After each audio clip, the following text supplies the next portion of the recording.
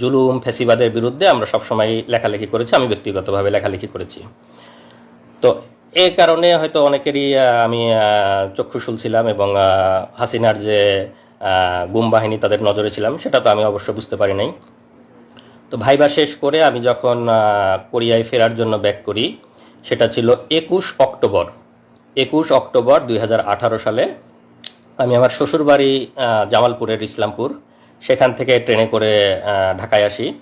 আমার ফ্লাইট ছিল রাত 1টায়। তো আমি ঢাকায় রাত 8টায় পৌঁছাই যাই। তা আমার সাথে যেহেতু শর্ট ট্যুরে গেছি দেশে, আমার সাথে লাগেজ তেমন বেশি ছিল না, খুব ছোট লাগেজ। তো ভাবলাম যে রাত 8টায় পৌঁছাই গেছি, আমি একটু বিশ্রাম নিয়ে রাত 10টা-11টার দিকে এয়ারপোর্টে গেলেই হবে। তো এয়ারপোর্টের পাশেই আমার একটা ছোট ভাইয়ের বাসা। তো তার ওখানে যাই, তার ওখানে গিয়ে রাতের খাবার খাই। রাতের খাবার খাওয়ার পরে কিছুক্ষণ বিশ্রাম নেওয়ার পরে তারপরে যখন 10টা-10:30 বাজে, তখন আমি সেখান থেকে রওনা দিই। তার বাসাটা একদম এয়ারপোর্ট সংলগ্ন এলাকায়। তো মাত্র 15 টাকা 20 টাকা রিক্সা ভাড়া দূরত্ব। তো আমি একা একাই গেছি, বাড়ি থেকেও ফ্যামিলির কাউকে নিয়ে যাইনি, যে একা একা তাদেরকে আবার ফেরত আসতে হবে। তা আমার সেই ছোটো ভাই বললো যে ভাই, আমি আগাই দিয়ে আসবো নাকি আপনাকে? আমি বললাম থাক, এত রাতে দরকার নাই, তুমি থাকো, আমি একাই যেতে পারবো, কাছে তো আর ভারী লাগেজ টাগেজ নেই। তো আমি লাগেজ নিয়ে, যেহেতু একদম এয়ারপোর্ট সংলগ্ন, আমি রিক্সা নিয়ে এয়ারপোর্টের দিক যাই। তো আপনারা জানেন যে যারা বিদেশে থাকে, যখন দেশে যাতায়াত করে, অনেকেই অনেক কিছু দেয়, প্রয়োজনীয় ডকুমেন্ট, অনেক সময় জরুরি মেডিসিন, অনেকের অনেক কিছু দিতে হয়। তো আমাকেও স্বাভাবিকভাবে 2-1 জন বলছে যে ভাই, যাওয়ার সময় আমার এরকম একজন একটা ডকুমেন্ট দিবে, একজন বই দিবে, কিছু ওষুধ নিয়ে আসতে বলছে। তো তারা এয়ারপোর্টে ওয়েট করতেছে আমার জন্য, যে আমি গেলে ওখান থেকে দিয়ে দিবে। তো আমি সেই ছোটো ভাইয়ের বাসা থেকে বের হয়ে শুধু আমার ওয়াইফকে ফোন দিছি যে আমি খাওয়া দাওয়া করছি, তো রাত অনেক হয়ে গেছে, সে গ্রামে থাকে ইসলামপুরে, তো তোমরা আর রাত জাগো না, তোমরা ঘুমাই পড়ো, আমি পৌঁছাই তোমাকে ফোন দিব ইনশাল্লাহ। এই বলে আমি আমার বন্ধুর বাসা থেকে রিক্সা নিয়ে আসছি, যেহেতু বললাম যে আমার ছোট লাগেজ, বন্ধু আসতে চাইছে, ছোটো ভাইটা, যেটা ছোটো ভাই বন্ধু, আমি তাকে বলছি যে এত রাতে আসার দরকার নেই, তোমার আবার কষ্ট করে ব্যাক আসতে হবে, আমি একা একাই আসছি।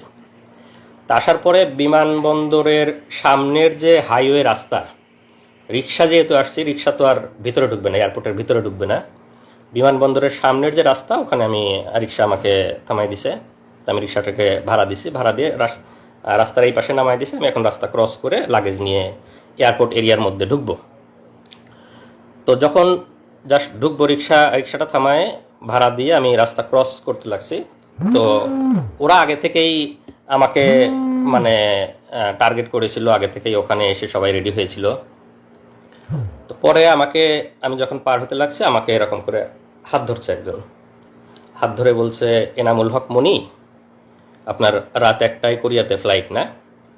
তো আমি তো স্বাভাবিকভাবে চিনতে পারিনি, আমি ভাবছি যে আমাকে যারা ডকুমেন্ট দিবে তাদের মনে হয় কেউ, তারা ওয়েট করতেছে আমার জন্যে। তাই আমি বলছি জি, আমি এনামুল হক মনি। তো জি বলার সাথে সাথেই একদম রাস্তার ওখানেই ওদের মাইক্রো সেট করা ছিল, মাইক্রোর একটা দরজা খোলা কার। তো কারের দরজা খোলা, আমাকে এরকম হাত ধরাই আছে, এনামুল হক মনি জিজ্ঞেস করছে, আমি যখন স্বীকার করছি, এরকম ধাক্কা দিয়ে আমাকে গাড়ির মধ্যে ফেলে দিছে।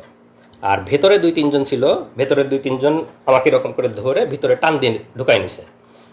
তো আমি চিল্লাচ্ছি, তুমি আপনারা কারা আমাকে নিয়ে যাচ্ছে, মানে আধা মিনিট থেকে 1 মিনিটের মধ্যে এরকম আমাকে ধরে ভিতরে ধাক্কা দিয়ে ফেলে দিছে, আর ভিতর থেকে কয়েকজন টান দিয়ে ঢুকাই নিছে। তো আমি কথা বলারও খুব বেশি সময় পাইনি, মানে ওখানকার মানুষজন একটু বুঝতেছে। তারপরে সাথে সাথে দরজাটা লাগাই দিল, কারের দরজা লাগাই দিয়ে 1 মিনিটের মধ্যে আমার চোখ বেঁধে ফেললো, তারপরে পিছনে হাত বেঁধে ফেললো, আর আমার মোবাইল, মানি ব্যাগ, ল্যাপটপ, আমার লাগেজ যা যা ছিল, মোবাইল মানি ব্যাগ পকেট থেকে নিয়ে নিল। যেহেতু আমি ফ্লাই করার জন্য যাচ্ছি, আমার mobile, money bag, laptop, luggage যা যা ছিল সব কিছু নিয়ে নিল। জাস্ট চোখ বেঁধে ফেললো, পিছনে হাত বেঁধে ফেললো, মোবাইল, মানি ব্যাগ, ল্যাপটপ নিয়ে নিল, দরজাটা লাগাই দিয়ে গাড়ি টান। তো স্বাভাবিকভাবেই তো আমি আতঙ্কিত, যে কেউ আতঙ্কিত হবে সেই মুহূর্তে। তো আমি মানে কি হয়েছে, মানে তখন আমি বুঝে উঠতেই সময় লাগতেছে যে কি হচ্ছে। পরে 4-5 মিনিট একটু ওরা নীরব, আমাকে একটু হওয়ার সুযোগ দিচ্ছে। আমি তো জোরে জোরে নিঃশ্বাস নিচ্ছে, আল্লাহর কাছে দোয়া করতেছি, মানে বুঝতেছি যে কি হলো, কিন্তু অনুমান করতে পারতেছি না। হঠাৎ করে তো কিছুক্ষণ পরে, এনামুল সাহেব, কি ভয় লাগছে, একজন জিজ্ঞেস করতেছে। তা বললাম যে হ্যাঁ আপনারা কারা, আপনারা আমাকে কি নিয়ে যাচ্ছেন? না ভয় নাই, আমরা তোমাকে কিছু জিজ্ঞাসাবাদের জন্য নিয়ে আসছি। তুমি তো হয়তো বুঝতে পারছো যে আমরা কারা, তো তোমাকে কিছু জিজ্ঞাসাবাদ করব। তোমার তো আবার রাতে ফ্লাইট আছে, তোমাকে আমরা এয়ারপোর্টে ড্রপ করে দিয়ে আসতে হবে। তো আমরা কিছু কথা জিজ্ঞেস করবো, তুমি দ্রুত উত্তর দাও, তাহলে আমরা তোমাকে দ্রুত এয়ারপোর্টে দিয়ে আসতে পারবো। মানে আমাকে পুশ করতেছে যাতে আমি দ্রুত বলি, তারা আমাকে প্রলোভন দেখাচ্ছে। তো বলো, তুমি কোরিয়াতে কি করো? কোরিয়াতে কি করো? সরকার বিরোধী লেখালেখি করো, দেশে কোথায় পড়াশোনা করছো, ছাত্র রাজনীতি করতা, তোমরা সামনে নির্বাচনকে সামনে রেখে কি কি অপপরিকল্পনা করতেছো, আমাদের সরকারকে তোমরা ইয়ে করার চেষ্টা করতেছো, সরকারকে ডিফিট করার চেষ্টা করতেছো, অনলাইনে তোমরা অনেকভাবে চেষ্টা করতেছো, লেখালেখি করতেছো, বলো কি কি করতা ছাত্র জীবনে, কোরিয়াতে কি কি করো, এগুলো বলো। আর আমার মোবাইল তো ওদের কাছে, আমার ফেসবুক, মেসেঞ্জার, তারপরে জিমেইল, যত চ্যাটই আছে সবগুলো ঘাটতেছে, কন্ট্যাক্ট লিস্ট, কল লিস্ট ঘাটতেছে, আমাকে জিজ্ঞাসাবাদ করতেছে। তা আমি আমার স্টুডেন্ট লাইফ থেকে বলতেছি যে আমি এরকম বাংলাদেশ কৃষি বিশ্ববিদ্যালয়ে পড়তাম, আমি ভেটেরিনারিতে অনার্স করছি, মাইক্রোবায়োলজিতে মাস্টার্স করছি, তারপরে আমি কোরিয়াতে আসছি, আমি পিএইচডি করছি, পিএইচডি শেষে আসছিলাম। আমি আমার মতো করে আমার ছাত্র জীবন, আমার সব কিছু বর্ণনা, না আরও কিছু আছে, আরও কিছু আছে, আরও বলো, মানে পুশ করতেছে এরকম। তো বারে বারে আমি আমার মতো করে বলার চেষ্টা করতেছি, না তুমি এভাবে বললে তো ইনফরমেশন আমরা পাচ্ছি না। তারপরে আরও তারেক জিয়া বা বড় বড় জায়গায় কানেকশন, তারা আমাকে এরকম মনে করছে বড় বড় জায়গায় কানেকশন আছে আমার, ওরকম বলো, আরও কিছু বলো, তুমি এরকম হলে কিন্তু ফ্লাইট মিস হবে, আমাদেরকে আবার দিয়ে আসতে হবে। তারপরে আছি, তো পরে বললো যে এই, ওরা একজন আবার আরেকজনকে ফোন দিচ্ছে, এই একটু এয়ারপোর্টে ফোন দাও তো, এনা একটা যাত্রীর একটু দেরি হবে, তো তাকে আমরা দিয়ে আসবো। আমাকে মানে চোখ বাঁধা অবস্থা আমি শুনতেছি আর কি। তো বলছে না, বলে আমরা এয়ারপোর্টে ফোন দিছি, তোমাকে আমরা দিয়ে আসবো, একটু দেরি হবে, তুমি বলো, তুমি আমাদেরকে বলতে থাকো। তো এইভাবে আমি বলতে বলতে, না ঠিক আছে, তোমার মনে হয় আজকে যাওয়া হবে না, চলো আমাদের সাথে চলো, আমরা তোমাকে কালকে দিয়ে আসবো, কালকে তোমাকে এয়ারপোর্টে দিয়ে আসবো। পরে আমাকে চোখ বাঁধা অবস্থায় ওদের প্রায় 1 ঘন্টা মতো ড্রাইভ করে নিয়ে গেল ওদের অফিসে। তো নিয়ে যাওয়ার পরে আমাকে হাত ধরে সিঁড়ি দিয়ে উপরে তুলতেছে, বলতেছে ভাই সিঁড়ি আস্তে আস্তে ওঠেন, আমাকে বোঝাচ্ছে আর কি। তো আমি সিঁড়ি আস্তে আস্তে, চোখ বাঁধা সব কিছু। তো মনে হয় 3 তলাতে নিয়ে গেল আমাকে, চোখ বাঁধা অবস্থায় 3 তলাতে নিয়ে গেল। ওখানে নিয়ে গিয়ে চেয়ারে বসালো। চেয়ারে বসানোর পরে আবার জিজ্ঞাসাবাদ, আমার একদম নিজের নাম, বাবার নাম, মাতার নাম, বাড়ির ঠিকানা, বিশ্ববিদ্যালয়, কোরিয়ার সব ঠিকানা, শ্বশুর বাড়ির ঠিকানা সব কিছু লিখে ওখানে আবার জিজ্ঞাসাবাদ। সামনে নির্বাচনকে সামনে রেখে অপপরিকল্পনা, অনলাইনে লেখালেখি, এগুলো অনেক কিছু নিয়ে জিজ্ঞাসাবাদ। আর ওই মোবাইল, ফেসবুক এগুলো ঘাটাঘাটি করতেছে। আর যেটা করে ওখানে, তো এমনিতেই সবসময় মানসিক একটা ভয়ের মধ্যে যে কেউ, চোখ বাঁধা, আমি কোথায় জানি না, মানসিক একটা ভয়। আর কানের কাছে মাঝে মাঝে এসে বন্দুক লোড করার মতো ক্রশ করে শব্দ করে, যাতে আরও ভয় পায়, আরও বলে। আবার লাঠির খটখট খটখট শব্দ করে ফ্লোরে, বা এই মারবে, এই ইয়ে করবে। এনামুল আমাদের কাছে কিন্তু ওই কানে কানে ইয়ে লাগায় রাখেছে, আমাদের কাছে কিন্তু বাটন আছে, টিপ দিলে ইলেকট্রিক শক লাগবে, কানে ইয়ে লাগায় রাখে। এরকম একটা মানসিক ভীতিকর একটা অবস্থা, যে বন্দুক লোডের শব্দ করে, লাঠির শব্দ করে, আবার এরকম ইয়ে করে। তা আমি, আল্লাহর রহমত যে আমি আমার কথাগুলা মোটামুটি স্পষ্ট বের হচ্ছিল। তা আমি ওদের সাথে স্বাভাবিকভাবে কথা বলতে পারতেছিলাম, বেশি মানে যে একদম কথা জড়ো হয়ে আটকে গেছে এরকম না। ওই রকম হলে ওরা টর্চার আরও বেশি করে মারে। তা আমাকে সেরকম আর ইয়ে করতে হবে, আমাকে জিজ্ঞাসাবাদ করতেছে, আমি বলতেছি আমার মোবাইল, ইমেইল, চ্যাট বক্স সব কিছু ঘাটতেছে, এবং তারা ভাবতেছে আমি খুব শীর্ষ পর্যায়ের নেতা, শীর্ষ পর্যায়ের কানেকশন আছে, এগুলা বের করার চেষ্টা করতেছে, কিন্তু সেরকম কোনো কিছু ওরা পাচ্ছে না। পরে সারা রাত ধরে জিজ্ঞাসা করার পরে আমাকে পরের দিন সকালে ওদের গুমের যে রুম, সেই গুমের রুমে নিয়ে রাখে। তো র্যাবের যে গুমে, আমি এখনও বলতেছি যে আমি এখনও তো র্যাব জানি না, আর একটু পরে বলবো, তারপর এই মুহূর্তে বলে রাখি র্যাব, কারণ আমার এখনও তো চোখ বাঁধা, আমি তো জানি না। তো গুমের রুমে যখন রাখলো, তো তখন ওখানে গিয়ে দেখি যে ওখানে আরও কয়েকজন বিভিন্ন জায়গা থেকে ওরা তুলে নিয়ে আসছে, গুম করে নিয়ে আসছে, তাদেরকেও রাখছে। তো আমাকে আর একজনের সাথে রাখলো, আমরা 2 জন এক রুমে। তো সাধারণত ওরা একজনকে এক রুমে রাখে, আমাকে আর একজনের সাথে রাখলো। তো আমরা দুইজন, সেই ছেলেটার বাড়ি কুমিল্লা, সে হয়তো কোনোদিন আসবে, এসে কথা বলবে আপনাদের সামনে। তো রাখার পরে আমাকে ওখানে সকালে নাস্তা দিল। তো নাস্তা তো স্বাভাবিকভাবেই খাওয়ার কোনো অবস্থা নাই, আমি আসি ওখানে মানে একদম হতভম্ব, কি হলো, আমি গতকালকে ফ্লাইট, আমি কোরিয়াতে যাব, আমার পিএইচডি এর শেষ থিসিস জমা দিতে হবে, এরকম সব চিন্তা করতেছি, একদম হতভম্ব। তো সেই ছেলেটার সাথে কথা বলতেছে, যে ছেলেটা আমার রুমে ছিল গুম, আর পাশের দুইটা রুমে আরও দুইজন একজন, মোট 5 জন আমরা একসাথে গুনছিলাম। তো এই অবস্থায় আমি খুবই তো চিন্তিত, আপনারা স্বাভাবিকভাবেই বুঝতে পারছেন আমার মানসিক অবস্থা। আমি আমার ফ্যামিলি, আমার বউ, আমার বাচ্চা তখন 2.5 বছর বয়স, সবাইকে নিয়ে চিন্তা করতেছি। তো আমার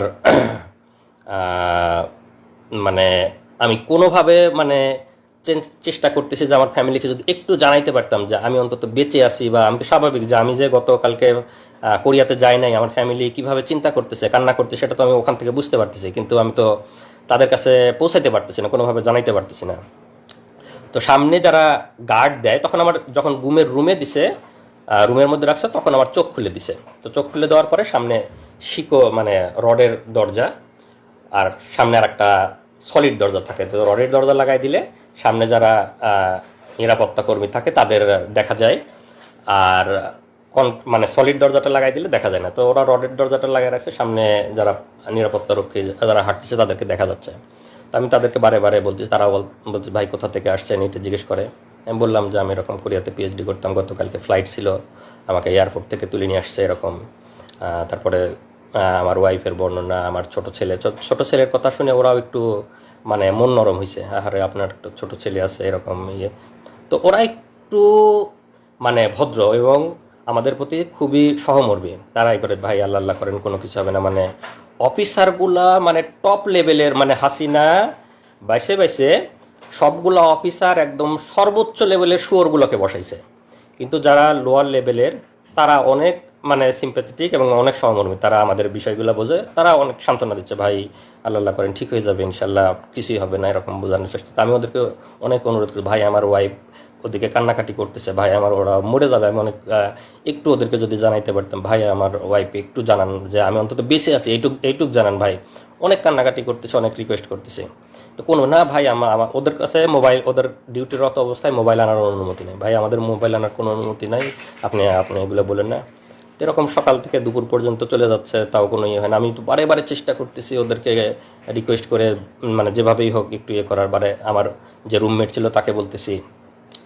পরে এক সময় একটা মানে যে গার্ড ছিল তার একটি হয়েছে, তো বলতেছে যে ভাই ঠিক আছে, আপনি কাজ করেন, আপনার নাম্বারটা আমাকে বলেন, আপনার ওয়াইফের নাম্বার, আমার তো এখন ডিউটি, আমি ডিউটি শেষ করে গিয়ে আপনার ওয়াইফকে বলার চেষ্টা করব। তো আপনি নাম্বারটা বলেন, আপনি কাউকে বলেন না, আমি আপনার ছোট ছেলে আছে, এটা শুনে আমার অনেক মায়া লাগছে, আমি আপনার ওয়াইফকে বলার চেষ্টা করি। তো আমি তাকে আমার ওয়াইফের নাম্বারটা বলি। তো সে একটু ওয়াইফের নাম্বারটা কোথাও লিখে নেয় যে আমি ডিউটি শেষ করে গিয়ে চেষ্টা করবো আপনার ওয়াইফকে। আমি অনেক অনেক কান্নাকাটি করছি, অনেক রিকোয়েস্ট করছি। তো এই পর্যায়ে আমাকে ওইখানে মানে গুমের যে রুম ওখানে রেখে দেয়, ওই অবস্থায় থাকি। আমাকে ওখানে 3 বেলা খাবার টাবার দেওয়া শুরু করে। তো ওরা খাবারটা স্বাভাবিক খাবার দেয়, ওদের যে অফিসার্স মেসে যে রান্নাগুলো হয় সেই রান্নাগুলা প্রতি বেলায় এসে আমাদেরকে খাবারগুলো দিয়ে যায়, স্বাভাবিক খাবার, ভালো খাবার, অফিসার্স মেসে যে রান্না হয় সেগুলোই দিয়ে যায়। তো সকাল দুপুর রাত ওভাবে খাবার দিতে থাকলো, আমাকে গুমের রুমে ওভাবে রেখে দিল। তো এই পর্যন্ত আমার অধ্যায়ের একটু বিরতি, এরপরে আমার আরও বর্ণনা শুরু হবে। তো এই অবস্থায় তো আমার ওয়াইফরা ওদিকে কান্নাকাটি করতেছে, ওরা ওদিকে আমাকে খোঁজাখুঁজি করতেছে, ওদের কি অবস্থা আমার ওয়াইফের কাছে আপনারা এই পর্যায়ে একটু শুনুন, তারপরে আবার আমি বলবো। আসুন। আসসালামু আলাইকুম, আমি নাজনীন সুলতানা নিপা, এনামুল হক মনির ওয়াইফ।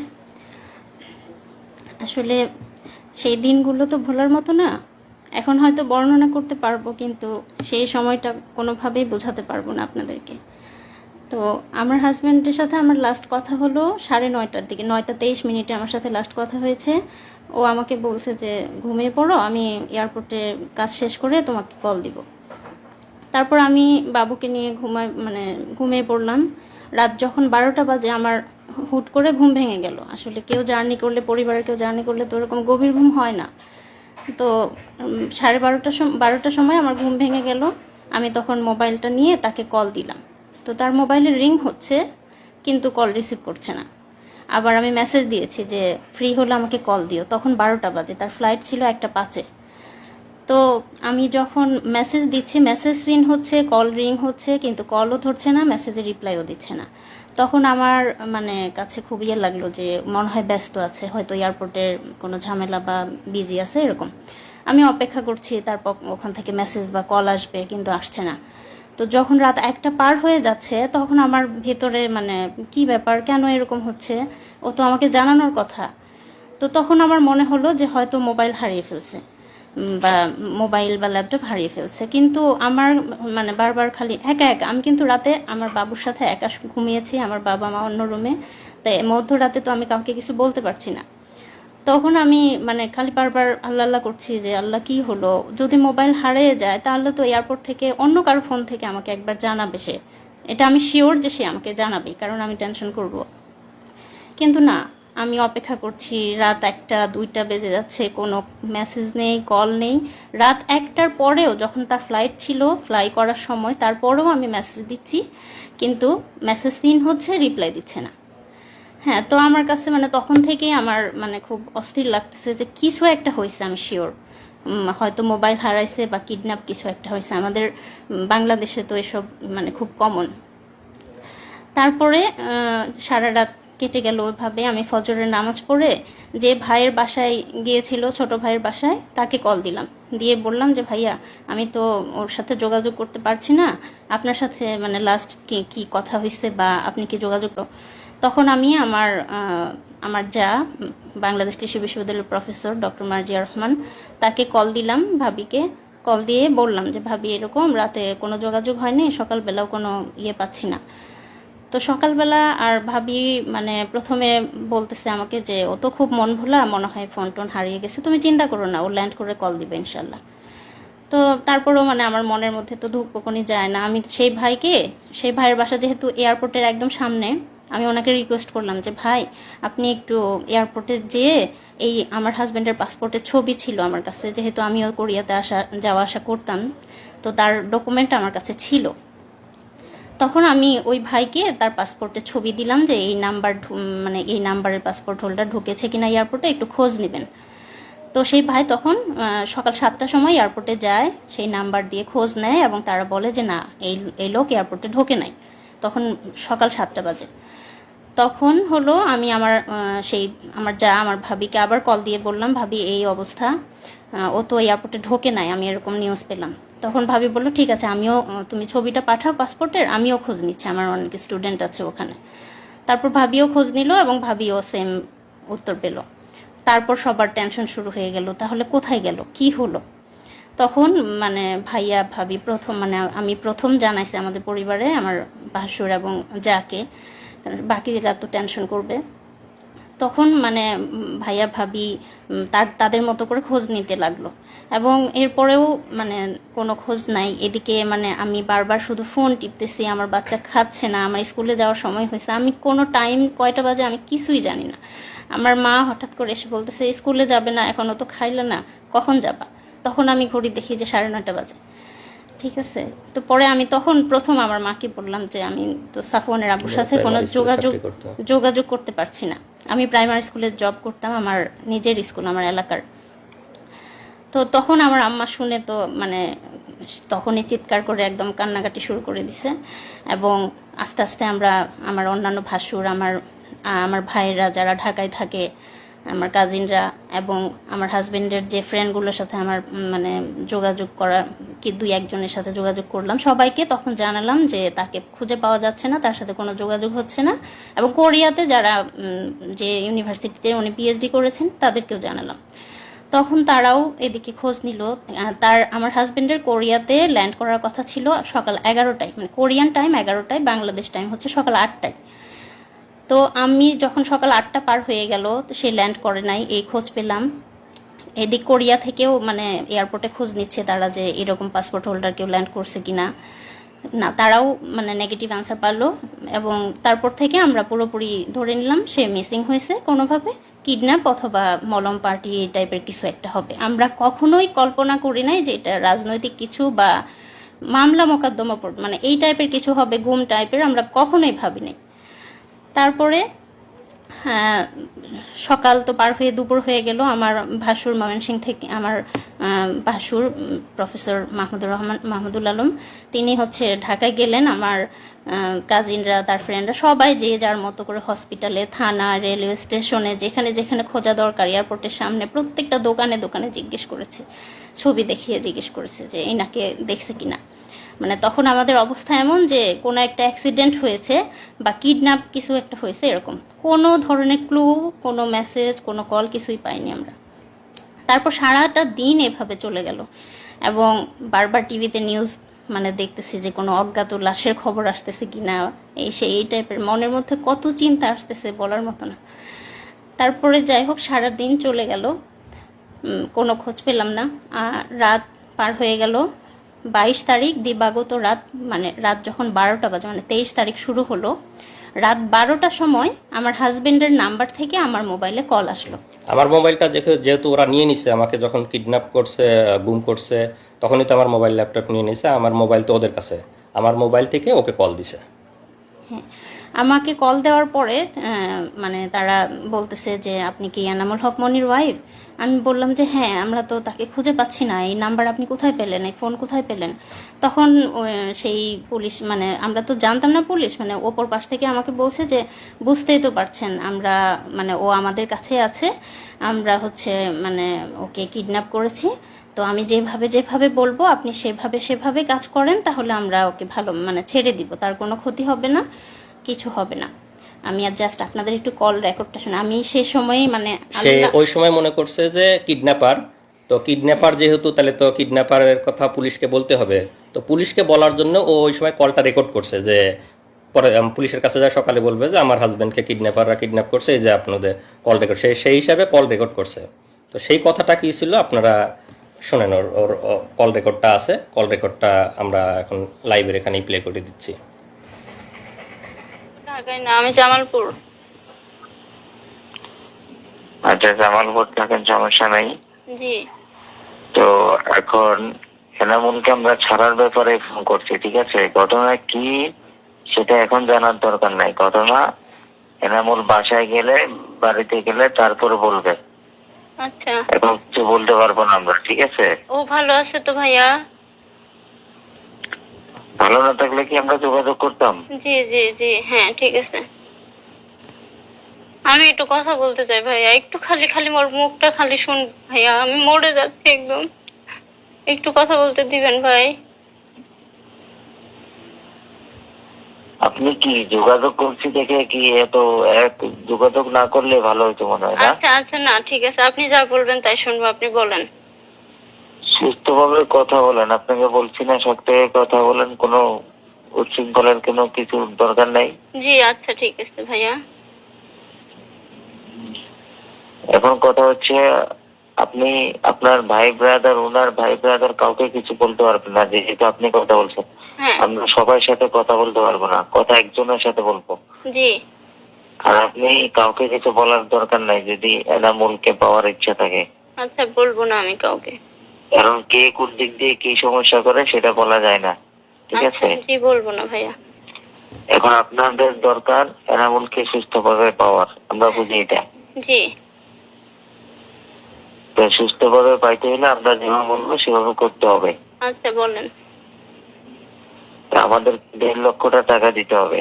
1.5 লক্ষ টাকা কখন দেব ভাইয়া? এখন দিবেন? এখন? এত রাতে ব্যাংকে তো টাকা ভাইয়া। আচ্ছা, আমি টাকার ব্যবস্থা করব। হ্যাঁ, আমি টাকা ব্যাংকে? জি ব্যাংকে। আমি তো কেন, কোন দোকানদার পরিচিত নাই? এই যে মোবাইলের অ্যাকাউন্টের দোকানটা আছে, জি ওই জন্য কেউ পরিচিত নাই? খোঁজ নিলে পরিচিত মানে হয়তো পাবো, কিন্তু আমি তো মেয়ে মানুষ, এটা তো আমার মানে একজনকে হলেও জানাতে হবে ভাই। না, আপনাকে কেউ যদি বিদেশ থেকে টাকা পয়সা পাঠায় তো কিভাবে তোলেন? মোবাইল অ্যাকাউন্টে তোলেন না? বিদেশ থেকে তো পাঠায় না, আমার হাজবেন্ড তো মানে, আমি তো প্রাইমারি স্কুলে চাকরি করি, আমার টাকা দিয়ে আমি চলি, বুঝছেন? টাকা পাঠায়। তারপরে তো এটা এখন তো আর আগের মতো দুনিয়াদারি নাই, ঠিক আছে? জি, আমি যেভাবে হোক পাঠাই দিব ভাই, এখনই আজকেই পাঠাই দিব ইনশাল্লাহ। আপনি দেখেন, চেষ্টা করেন, যদি পাঠাতে পারেন আমরা রাতের মধ্যে ছেড়ে দিব। আচ্ছা, আর যদি আপনার কথা হলো, আপনার যত দেরি হবে আমাদেরও দেরি হবে। না আমরা পাঠাই দিব ভাইয়া রাতের আর মধ্যে। যদি কাউকে কিছু বলেন, কারোর সাথে পরামর্শ করেন, সবাই কিন্তু পরামর্শ নেগেটিভ দিবে, কেউ কিন্তু না সুস্থভাবে আমি এনামুল একজনকে ফিরে জানাই, আসে আমার কিছু আমার বলবে না। একটা ভাই আছে, আমি আমার ভাইকে, আমার ভাই ইসলামপুরেই থাকে, আপনি কথা বলছেন মনে হয় তার সাথে, আমি ওনাকে জানাই, উনি টাকার ব্যবস্থা করে দিবে। ওনার পরিচিত বিকাশের লোক আছে। ইসলামপুরে কে থাকে? আমার বড় বোনের জামাই, আমার দুলা বলেন, ভাই। ওনাকে বলেন না হয় আমার রবি নাম্বারে ফোন করতে, আচ্ছা অথবা আপনি ওনার সাথে কথা বলে আমাকে ফোন করেন। রবি নাম্বারে করেন, ওর মোবাইল এখন বন্ধ করে দিব। আচ্ছা ঠিক ওর আছে। মোবাইল সময় একেবারে ওকে গাড়িতে তোলার পরে ওকে মোবাইল দেওয়া হবে। আচ্ছা ভাইয়া, আমরা টাকা পাঠিয়ে দেবো, কোনো সমস্যা নাই। হ্যাঁ টাকা পাঠিয়ে আরে ভাই, আমরা যেটা চাইতেছি সেটা দিলে আর আপনাদের সাথে কোনো বেইমানি কেন করবো? কোনো জি দরকার আছে? জি জি ভাইয়া, আমি পাঠিয়ে দেবো টাকা, রাতেই পাঠাবো। ঠিক আছে, জি রাখেন। আপনি আপনার লোককে বলেন বা আপনি কথা বলেন, ওই রবি নাম্বার ফোন দেন, আপনি আপনার লোকের সাথে কথা বলেন। আচ্ছা আচ্ছা ঠিক আছে। ঠিক আছে, আচ্ছা রাখেন। আল্লাহ। তাড়াতাড়ি বলো। তা আমি তো ঘুমের রুমেই আছি এখনো, ওদের সাথে এখনো এগুলা হচ্ছে। তারপরে বলো।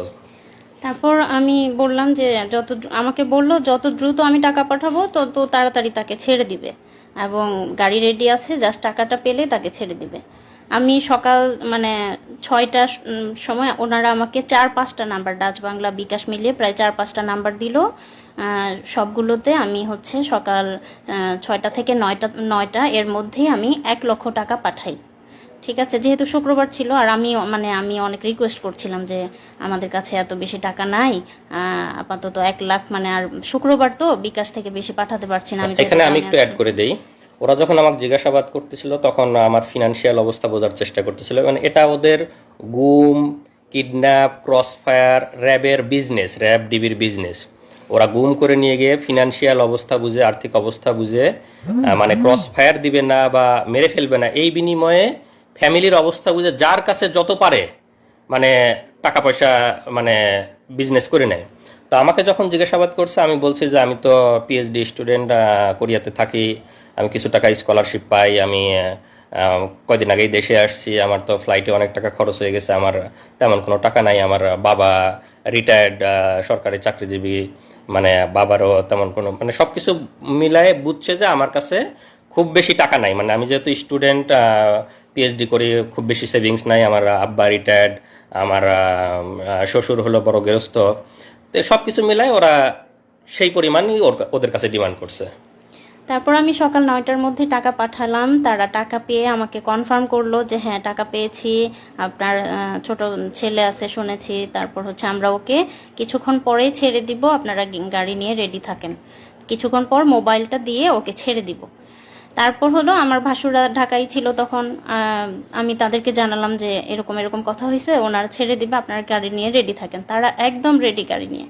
হ্যাঁ, এবং আমি মোবাইলটা নিয়ে বসে আছি যে তার একটা কল আসবে, এসে বলবে যে এনামুল এখানে আছে, আমরা তাকে ছেড়ে দিলাম, বা ও আমাকে কল দিয়ে বলবে যে আমি বের হয়েছি, এরকম। আমি ফোন নিয়ে বসে আছি, গ্রামে সবাই আমাকে ঘিরে ধরে বসে আছে, কিন্তু কল আর আসে না। সবাই মানে ওয়েট করছি আমরা, এদিকে আমার ভাসুররা ওয়েট করছে, কোনো কল আসে না। একদম 9টা, 10টা, 11টা বেজে গেল, কোনো কল আসলো না। তখন আমরা বুঝে গেলাম যে এটা মানে আমাদের সাথে ধোঁকা দিয়েছে। তারপর যে নাম্বারগুলোতে টাকা পাঠালাম সবগুলো নাম্বার বন্ধ, যে নাম্বারে কথা বলেছি ফোনে সেটাও বন্ধ, এবং আমরা সেই নাম্বারগুলো ট্র্যাক করার চেষ্টা করেছি। নাম্বারের কোনো মানে ঠিকানা বা আইডি কার্ড যে রেজিস্ট্রেশন করা হয়েছে যে নাম দিয়ে, সেগুলো আমরা খোঁজার চেষ্টা করেছি, সেই কোনো নাম্বারে কোনো রেজিস্ট্রেশন ছিল না সেই সিমগুলোতে। তো তারপর যাই হোক, দুপুর পর্যন্ত এরকম হলো। তখন পর্যন্ত আমরা তো মানে কিডন্যাপার হিসেবেই চিন্তা করেছিলাম। যখন দুপুরে টাকা পয়সা নেওয়ার পরেও ছেড়ে দিল না বা কোনো খোঁজ পেলাম না, তখন আমাদেরকে আমাদের অনেক শুভাকাঙ্ক্ষী, আমার হাজব্যান্ডের ফ্রেন্ড এবং তার ছোট ভাই, বড় ভাই, সবাই মিলে আমাকে ফোন করে বলতেছে যে আপু এটা না, এটা হচ্ছে কিডন্যাপ না, ভাইয়াকে সম্ভবত গুম করা হয়েছে, আমরা ধারণা করতেছি, এবং ইলেকশনের আগে এগুলো খুব বেশি করা হচ্ছে, আর হচ্ছে এই মুহূর্তে আমাদের যত বেশি মানে ভাইরাল বা মিডিয়াতে প্রচার করব তত বেশি মানে ভাইয়ের জন্য ভালো, না হলে খারাপ কিছু হয়ে যেতে পারে। তো তখন আমি ফ্যামিলির সাথে কথা বলে তাদেরকে অনুমতি দিলাম, এবং সেই মুহূর্তে কোরিয়া, বাংলাদেশ এবং TV channel, news paper, daily star, প্রথম আলো সব জায়গায়, ফেসবুক সব জায়গায় ভাইরাল হয়ে গেল। আমরা প্রচার করলাম যে তাকে পাওয়া যাচ্ছে না এয়ারপোর্টের সামনে থেকে, মানে এয়ারপোর্টে যাওয়ার পর থেকে তাকে আমরা আর খুঁজে পাচ্ছি না। এরকম নিউজ হলো একদম, মানে কোরিয়া, বাংলাদেশ সব জায়গায় একদম ভাইরাল হয়ে গেল। তারপর হচ্ছে তারপরটা উনি বলবেন। সেই সময় আসলে অনেক পত্রিকা, টিভি মিডিয়া, যেহেতু আমি বিশ্ববিদ্যালয়ে পড়তাম, আমার বন্ধু, বড় ভাই, ছোট ভাই অনেকে সাংবাদিক ছিল, কোরিয়াতে অনেক সাংবাদিক বন্ধু ছিল। তো সবাই মানে যার যার অবস্থান থেকে চেষ্টা করে, সবাই নিউজ করে, অনেকটা ভাইরাল মতো হয়ে যায় সেই 2018 সালে, যাদের মনে আছে। তো এখানে একটা জাস্ট নিউজ আমার, যে এখানে ইংলিশ একটা নিউজ পেপার, যে পিএইচডি স্টুডেন্ট গোজ মিসিং, প্রথম আলো সহ অনেক জায়গায় আসে যে কোরিয়াতে ফেরার পথে পিএইচডি স্টুডেন্ট অপহরণ হয়ে গেছে। তো নিউজগুলো অনেকটা ভাইরাল মতো হয়ে যায়। তা আমি তো ওখান থেকে বুঝতেছি না, আমি যেহেতু ঘুমের রুমে আছি, আমি তো বুঝতেছি না আমাকে নিয়ে এত কিছু হচ্ছে। আমি বুঝতেছি সবাই খোঁজাখুঁজি করতেছে, কিন্তু এত নিউজ হয়েছে এটা তো আর আমার ধারণা নাই। তো ওখানে একবার কারারক্ষী, মানে যে গার্ড থাকে, সে একবার এসে জিজ্ঞেস করতেছে, আপনি কি পিএইচডি স্টুডেন্ট নাকি, মানে ডিউটি চেঞ্জ হয়েছে অন্য একজন। তাই বললাম যে হ্যাঁ। আচ্ছা, আপনাকে নিয়ে অনেক লেখালেখি হচ্ছে, আপনার বন্ধু টন্ধু আছে নাকি সাংবাদিক? তোমাকে হ্যাঁ, তো বিশ্ববিদ্যালয়ে পড়ছে, অনেক সাংবাদিক বন্ধু আছে। তা একটু খালি মানে বুঝতে পারলাম যে মনে হয় আমাকে নিয়ে অনেক লেখালেখি হচ্ছে। এরপরে আসল মানে যে এতক্ষণ তো বললাম যে আমাকে উপরে একটা রুমে রাখছিল, যেখানে আমরা 2 জন ছিলাম এক রুমে, এবং সর্বমোট 5 জন ছিলাম পাশাপাশি রুমে। এরপরে আমাকে যে আয়নাঘর, আমরা যেটা আসলে বুঝি যে ঘুমের যে স্পেশাল রুম, সেই স্পেশাল রুমে আমাকে নিয়ে যায়, রাখে, চোখ বেঁধে নিয়ে যায়। তো সেটা হলো যে মানে আমাকে চোখ বেঁধে যখন নিয়ে যায়, আমি এটা আগে একটু বলে নেই, যদিও এই স্টেজে তো আমি দেখতে পাচ্ছি র্যাবের কোন জায়গায় সেটা তো আমি জানি না, পরবর্তীতে জানছি। আমি এই স্টেজেই আপনাদেরকে একটু বলে দিচ্ছি। সেটা হলো যে আমাকে যেখানে রাখছিল সেটা হলো র্যাব 2 বসিলা মোহাম্মদপুর ক্যাম্প। আমি আবার বলতেছি, র্যাব 2 বসিলা মোহাম্মদপুর, ঢাকা, এখানে আমাকে রাখছিল। তো সেখানে আমাকে চোখ বেঁধে যখন নিয়ে গেল, নিয়ে যাওয়ার পরে আপনারা যদি সাংবাদিক বা যারা আছেন, যারা মানবাধিকার কর্মী আছেন, তারা যাবেন, তারা দেখবেন র্যাব 2 এর বসিলা মোহাম্মদপুর ক্যাম্পে যদি আপনারা দরজা দিয়ে ঢুকে ডান পাশের যে বিল্ডিংটা, স্বাভাবিকভাবে দেখে মনে হবে একটা স্বাভাবিক বিল্ডিং, একতলা কি দোতলা বিল্ডিং, একটা গেট দিয়ে ঢুকে ডান পাশের বিল্ডিংটা। তো সেই বিল্ডিংয়ে আমাকে তখন ওই রুম থেকে চোখ বেঁধে নিয়ে গেল একটা টয়লেটের মধ্যে দিয়ে দরজা আছে, দরজা দিয়ে সম্ভবত আন্ডারগ্রাউন্ডে নিয়ে গেল। সেখানে একদম সিঙ্গেল গুমের রুম করা আছে, এখানে বিভিন্ন যাদেরকে গুম করে নিয়ে আসে সেখানে রাখা, আমাকে সেই একটা রুমে রাখলো। তো সেই রুমটার বর্ণনা এরকম যে, আমরা যদি বাংলাদেশের একটা টয়লেট মতো চিন্তা করি, লো কমোড টয়লেট, যেগুলো আমরা স্বাভাবিকভাবে ইউজ করতে হবে, হাই কমোড টয়লেট না। তো ওই রুমের মধ্যে একটা ছোট্ট টয়লেট আছে, একটা ট্যাপ, একটা বদনা। তার মানে আপনার টয়লেট বা প্রস্রাব করার জন্য বাইরে যেতে হচ্ছে না, ওখানে টয়লেট করা যাবে। আর বাকি যে ফাঁকা জায়গাটুকু আছে, মানে একটা টয়লেটের বড় একটা টয়লেটের জায়গার মতো বাকি যে ফাঁকা জায়গাটুকু আছে, সেই জায়গায় একটা স্বাভাবিক মানুষ টান হয়ে শুয়ে থাকতে পারবে না। আমি হাইটে অত বেশি লম্বা না, তারপরে আমাকেও পা একটু ঘুচায় এভাবে শুয়ে থাকতে হতো, এরকম এতটুকু জায়গা। আর সামনে যে দরজাটা একদম সলিড, এই দরজাটার মানে রডের শিক নাই, দরজাটা একদম সলিড, দরজার মানে হেড বরাবর একটা গোল ছিদ্র করা। তো সামনে যারা মানে গার্ড থাকে, তো কাউকে বলার দরকার হলে ওই ছিদ্রর ওইটা সরায় ওদেরকে ডাক দিলে তখন ওরা কোনো কথা বলা বা কোনো জরুরি কিছু দরকার হলে ওরা, বা খাবার দেওয়ার দরকার হলেও ওদিক দিয়ে এসে কথা বলে তারপরে খাবার দেয়। তো ওইটা হলো একদম স্পেশাল রুম ঘুমের, যে একদম মানে ভাষায় বর্ণনা, আপনারা আয়নাঘরের অনেক ছবি হয়তো ইয়েতে নেত্র নিউজে বা বিভিন্ন জায়গায় দেখছেন, আগামীতে আরও আসবে, আপনারা হয়তো ভিডিও দেখতে পারবেন, সাংবাদিক মানবাধিকার কর্মীরা যাবেন, সেগুলো ভিডিও করে নিয়ে আসবেন। তো একদম যেটা বর্ণনা দিলাম, একটা ছোট টয়লেট এবং বাকি যে ফাঁকা জায়গাটুক থাকে, কষ্টে মষ্টে পা ভাঁজ করে একজন মানুষ শুয়ে থাকতে পারে। তা আমাকে ওখানে রাখার পরে একা ওই রুমগুলো হলো সিঙ্গেল ইউনিট, একা রাখলো। তো স্বাভাবিকভাবে ওখানে তো সবসময় মৃত্যু আতঙ্ক, মানে কখন মেরে ফেলবে, কখন মানে সবসময় কল্পনা যে মেরে কোথায় লাশ ফেলে দেবে, কেউ টের পাবে। বাংলাদেশে যা হয় মানে লাশ ভাসতেছে, গুম হয়ে যাচ্ছে, নিখোঁজ হচ্ছে, কে কোথায় মারা যাচ্ছে, কার কোথায়, সেগুলো সবসময় চিন্তা হচ্ছে।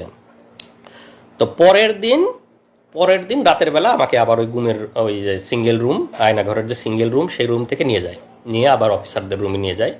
অফিসারদের রুমে যখন যাবে সবসময় চোখ বাঁধা, গুমের রুমে থাকা অবস্থায় চোখ খোলা রাখে। অফিসারদের রুমে যাওয়ার সময় সবসময় চোখ বাঁধা, কারণ কে জিজ্ঞাসাবাদ করতেছে, কে অফিসার, কে কি, কোনো কিছু বোঝার সুযোগ নাই। তারা বাংলাদেশি না ভিনদেশি তাও বোঝার সুযোগ নাই। এবং আমার কাছে যথেষ্ট সন্দেহ হয়েছে যে তাদের মধ্যে কিছু ভারতীয় মানে বা এদের থাকতে পারে, এবং এদের জিজ্ঞাসাবাদ, এদের টেকনোলজি, মোবাইল সার্চিং, এগুলো এত ইন্টেলেকচুয়াল, এত দক্ষ, আমার কাছে মনে হয় না যে বাংলাদেশিরা এত দক্ষ হতে পারে। তাদের মধ্যে দু একজন মানে ভারতীয় রয়ের গুপ্তচর থাকা অসম্ভব কিছু না, আমার কাছে মনে হয়েছে। কলকাতার হ্যাঁ, বা এবং ভাষাটাও সবসময় একদম পিওর বাংলা মনে হয় নাই, কয়েকজন কথা বলতেছিল। যাই হোক, যেটা বললাম যে মানে অফিসারদেরকে আমরা যেহেতু দেখতে পাচ্ছি না, তাদের বর্ণনা দেওয়ার তো সুযোগ নেই এই স্টেজে। তো সেখানে এরা রাতভর আবার আমাকে জিজ্ঞাসাবাদ করে, এবং সেদিন মানে ফিজিক্যাল টর্চার করে নাই, ভয়াবহ মানসিক টর্চার করছে। যেটা বললাম যে বন্দুকের গুলির শব্দ, লাঠির শব্দ, মানে কানে ইলেকট্রিক শক দেওয়ার মতো শব্দ, ভয়াবহ মানসিক টর্চার করে। এবং আমাকে প্রায় হয়তো আনুমানিক রাত 12টার দিকে আবার এনে গুমের রুমে রেখে দেয়। তো সেই দিন আমি মানে মোটামুটি এমনিতে অনেক আতঙ্ক ভয়, সেদিন মনে হলো যে আজকে মনে হয় খারাপ কিছু করতে পারবো। ওদের জিজ্ঞাসাবাদের ধরন বা সব কিছু মিলায় খুব মানে ভীতিকর একটা অবস্থা। তো এসে কোনো মতো শুয়ে আছে, ঘুমাই না, ঘুম তো আসার কোনো সুযোগই নাই ওখানে। তো যে অবস্থা, হয়তো ক্লান্ত হয়ে গেলে চোখটা একটু বুঝে আসে। তা আমাকে শেষ রাতের দিকে, রাত 4:30 বাজে, তখন আবার আইসে দরজায় মানে র্যাবের একজন নক করছে, ভাই আপনি আসেন, আপনাকে নিয়ে দ্রুত অপারেশনে যাইতে হবে। তখন তো আমার বুকের মধ্যে একদম মানে চিৎ করে উঠছে যে এত রাতে অপারেশন, মানে তখন তো এমনিতে সবসময় মৃত্যু চিন্তা, ক্রস ফায়ারের চিন্তা, মানে আমাকে শুধু দরজায় ডাক দিছে, আপনি বের হয়ে আসেন, আপনাকে নিয়ে অপারেশনে যেতে হবে। তখন আমি পুরাপুরি শিওর যে ভাই মানে মনে হচ্ছে যে আমাকে ক্রস ফায়ারের দেওয়ার জন্য ডাক, অপারেশন, র্যাবের অপারেশন এত রাতে আর কি হবে। তখন রাত 4টে 4:30 বাজে, আমি বুঝতেছি ফজরের সময় হয়ে যাচ্ছে। তখন আমি ওদেরকে বললাম, মানে ওই সময় তো চিল্লা চেঁচামেচি করেও কোনো লাভ নাই, মানে কেউ তো শোনার নাই। তখন আমি ওদেরকে বললাম যে ভাই একটু দেরি করেন, এখনই তো মানে আজান হয়ে যাবে, আমি ফজরের নামাজটা পড়ে নিই, আমি নামাজটা পড়ে বের হই। জীবনের মানে আমি একদম পুরাপুরি শিওর। আমি এখন হয়তো বলতে বলতে আমাদের অশ্রু শুকাই গেছে, মানে প্রথম যখন বলতাম আমি কান্নাকাটি করতাম আমার ওয়াইফের কাছে, সবার কাছে যখন বর্ণনা করছি, এখন বলতে বলতে মানে আমার অশ্রু শুকাই গেছে, হয়তো বা সেই এক্সপ্রেশনটা আসতেছে না যে মানে প্রথম দিকের আমার কি অবস্থা ছিল। আমি শতভাগ শিওর যে আমাকে ক্রস ফায়ারের জন্য নিয়ে যাচ্ছে, শুধু বলছে যে আপনি বের হন, আপনাকে নিয়ে অপারেশনে যেতে হবে। তা আমি ওদেরকে বললাম যে ভাই আমাকে একটু সময় দেন, আমি নামাজটা পড়ে বের হই, জীবনের শেষ নামাজ আমি পড়ে বের হই। আমি একদম মানে চিল্লা চেঁচামেচি করছি, চিল্লা চেঁচামেচি করে তো কেউ শোনার নাই। তো পরে আমি সুন্দর করে অজু করছি, অজু করে যখন টয়লেটে নিয়ে গেছে, ওরা চোখ বেঁধে হাত ধরে ধরে নিয়ে যায়। ওখানে গিয়ে আমি একটা খোয়া পাইছি, আমাদের যে খোয়া থাকে, তো খোয়াতে আমি টয়লেটের দেয়ালে মানে একটা নাম্বার লিখে, মানে আমার ওয়াইফের নাম্বারটা লিখে আসছি। মানে আমার কাছে মনে হচ্ছে যে আমাকে তো ক্রস ফায়ার দিয়ে দেবে, আমার ওয়াইফ বা আমার ফ্যামিলি মেম্বার কেউ কোনোদিন জানতেও পারবে না আমি কোথায় ছিলাম, কিভাবে মারা গেছি। যদি কেউ কোনোদিন পরবর্তীতে গুম হয়ে এই টয়লেটে আসে, এই নাম্বারটা যদি দেখে, তাহলে হয়তো সে একটু বুঝতে পারবে, তাহলে হয়তো সে আমার ওয়াইফকে হয়তো একদিন ফোন দিয়ে যায়, এই নাম্বারটা ওখানে পাইছিলাম, আপনি কি আপনার এই নাম্বারটা আমি টয়লেটে পাইছি। এরকম মনে হচ্ছে যে কোনোভাবে যদি একটু জানাইতে পারতাম তাদেরকে যে আমাকে আজকে মেরে ফেলতে যাবে, বা এরকম ফিলিংস। তা আমাকে বলে যে ভাই তাড়াতাড়ি করেন, আপনি তাড়াতাড়ি নামাজ পড়েন, আপনি তাড়াতাড়ি নিয়ে যেতে হবে, স্যাররা ওয়েট করতেছে। তা আমি অজু করে একদম ফজরের নামাজটা পড়লাম। আমার মানে সেই শেষ নামাজের যে কি ফিলিংস, এটা আমি মানে ভাষায় প্রকাশ করতে পারবো না। আমি একদম কনফার্ম আমাকে ক্রস ফায়ারে নিয়ে যাচ্ছে, এটা আমার জীবনের শেষ নামাজ। সেই নামাজের যে কি মানে ফিলিংস, সেটা আমার মানে এই মুহূর্তে বলার ভাষা নাই। নামাজ পড়ে আল্লাহর কাছে একদম অঝোরে কান্নাকাটি করে আল্লাহর কাছ থেকে জীবনের যত গুনাহ আছে সব মাপ চেয়ে একদম বিদায় নিয়ে যাচ্ছি, যে আল্লাহ তুমি আমার সব গুনাহ মাফ করে দিয়ে আমার বউ বাচ্চাকে দেখে রাখো। মানে একদম মৃত্যু পথযাত্রী মানুষের দোয়া যা হয়, আমি একদম দোয়া করে নামাজ পড়ে বের হলাম। আমাকে চোখ বেঁধে নিয়ে বের হলো। বের হওয়ার পরে আমি দেখলাম যে 3টা গাড়ি সাজানো, র্যাবের 3টা গাড়ি, সামনে, মাঝখানে, পিছনে। তো 3টা গাড়ি সবাই অস্ত্র সজ্জিত হয়ে ওখানে দাঁড়ায় আছে র্যাবেরিয়ে, কেউ হয়তো কাটার নিয়ে দাঁড়ায় আছে, কেউ হাতুড়, কেউ এরকম। তা আমার কাছে মনে হচ্ছে যে আমাকে ক্রস ফায়ার দিয়ে মারবে, যে কাটারগুলো দিয়ে হাত পা এগুলো কাটবে, মানে অঙ্গ প্রত্যঙ্গ বিচ্ছিন্ন করে ফেলবে, মানে বিভিন্ন রকমের অস্ত্র নিয়ে দ্বারা স্বাভাবিকভাবে ভীতিকর। তা আমাকে চোখটা এমনি বাইদে, ওখানে একটু দেখার মানে চোখটা খোলা ছিল জন্য সবগুলো দেখছি, আমার চোখ বাইদে মাঝখানের গাড়িতে তুললো, ওরা সামনের গাড়ি পিছনের গাড়ি, মাঝখানের গাড়িতে আরও পিছিয়ে উঠলো, আমাকে নিয়ে গাড়ি নিয়ে টান দিল। এটা হলো হয়তো ভোর 5টা মতো বা 4:30 থেকে 5টা আনুমানিক আর কি। তো গাড়ি চলতেছে, আমি একদম অঝোরে শুধু আল্লাহর কাছে হাত তুলে দোয়া করতেছি, মানে জীবনের শেষ মুহূর্তের যত মাপ চেয়ে নেওয়া, জীবনের শেষ মুহূর্তের যত দোয়া আল্লাহর কাছে করতেছে। আর পাশের যারা আছে তারা সান্ত্বনা দিচ্ছে, ভাই কান্না করেন না, আল্লাহ আল্লাহ আল্লাহ শিখ করি, তারা তখনও সান্ত্বনা দিচ্ছে।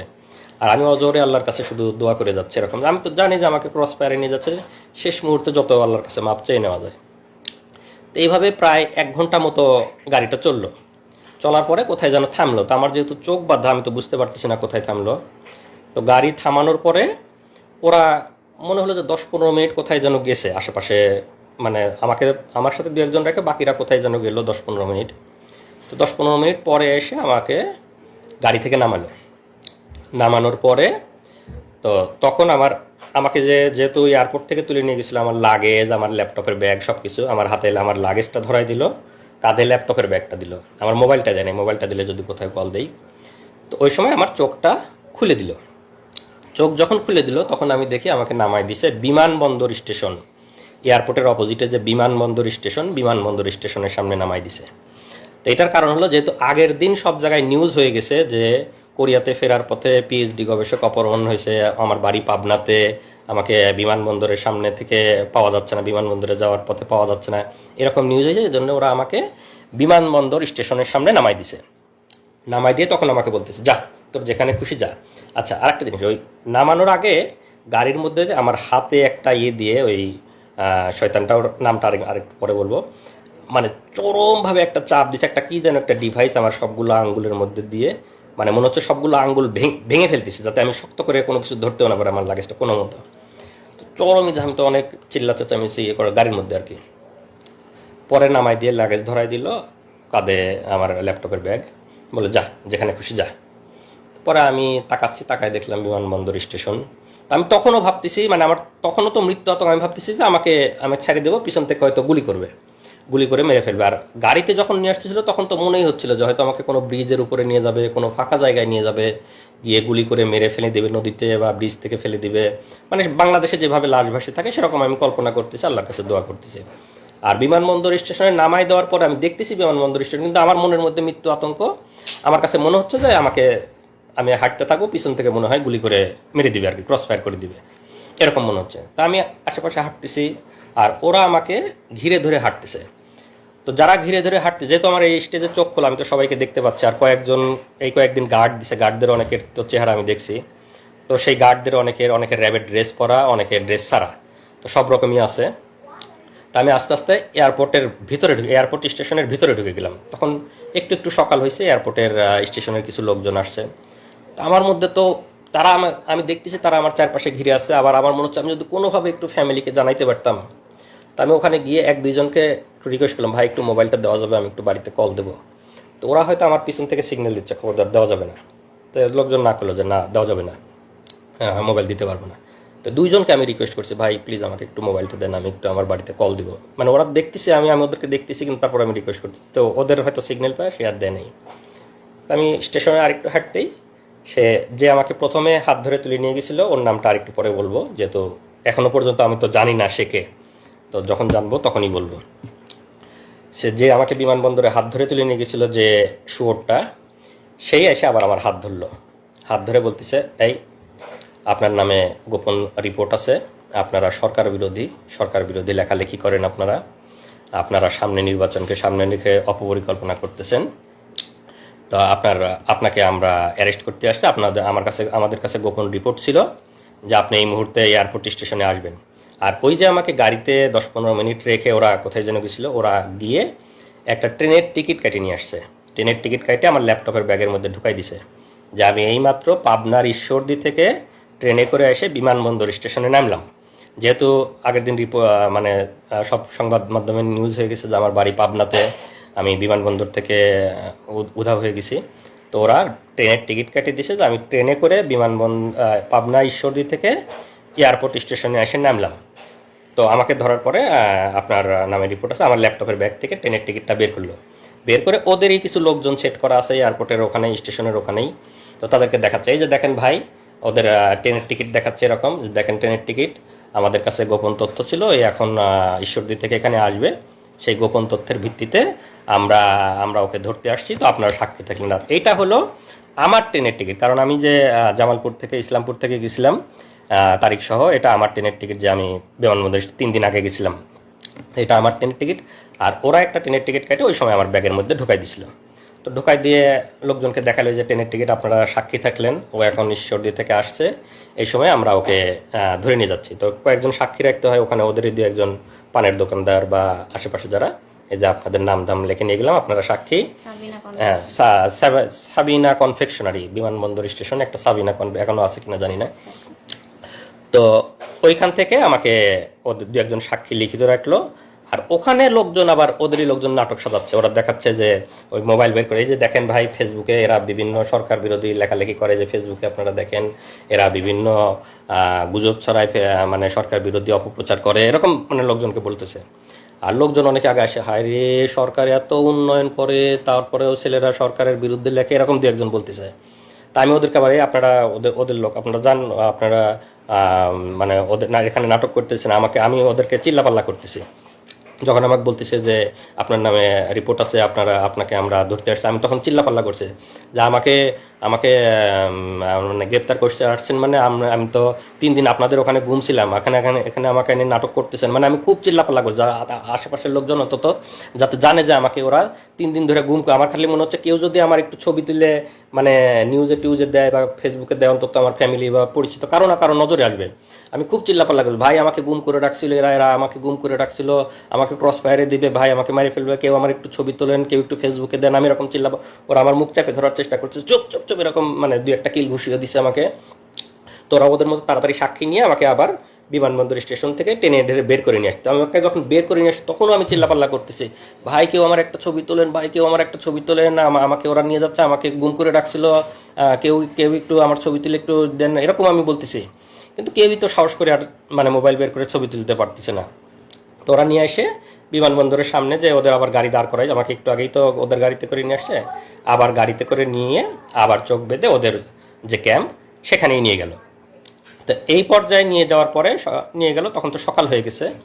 তো ওখানে যাওয়ার পরে কিছুক্ষণ পরে আমাকে এই প্রথম অফিসারটা তার রুমে নিয়ে গেল, আমাকে ডাক দিয়ে নিয়ে গেল যে আমার সাথে এখন তো যেহেতু মানে হয়ে গেছে, ওখানে নিয়ে যাওয়ার পরে ওরা আবার আমি তো জানি না সংবাদ সম্মেলন, যেহেতু আমি ওদের ওখানে আছি, ওরা জানে, ওরা বলবে যে এই সময় আপনারা জানেন সবাই যে সংবাদ সম্মেলন করলো।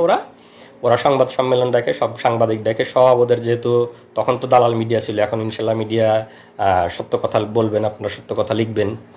তো মিডিয়াতে প্রচার করলো যে এই সেই কথিত পিএইচডি গবেষক, সে আসলে কোরিয়াতে কোনো পিএইচডি করতো না, তারা সরকার বিরোধী অপপ্রচার করতো, সরকার বিরোধী লেখালেখি করতো, সে গোপনে আজকে কোরিয়াতে পালাই যেতে লাগছিল, আমরা গোপন তথ্যের ভিত্তিতে বিমানবন্দর স্টেশন থেকে তাকে গ্রেপ্তার করে নিয়ে আসছি।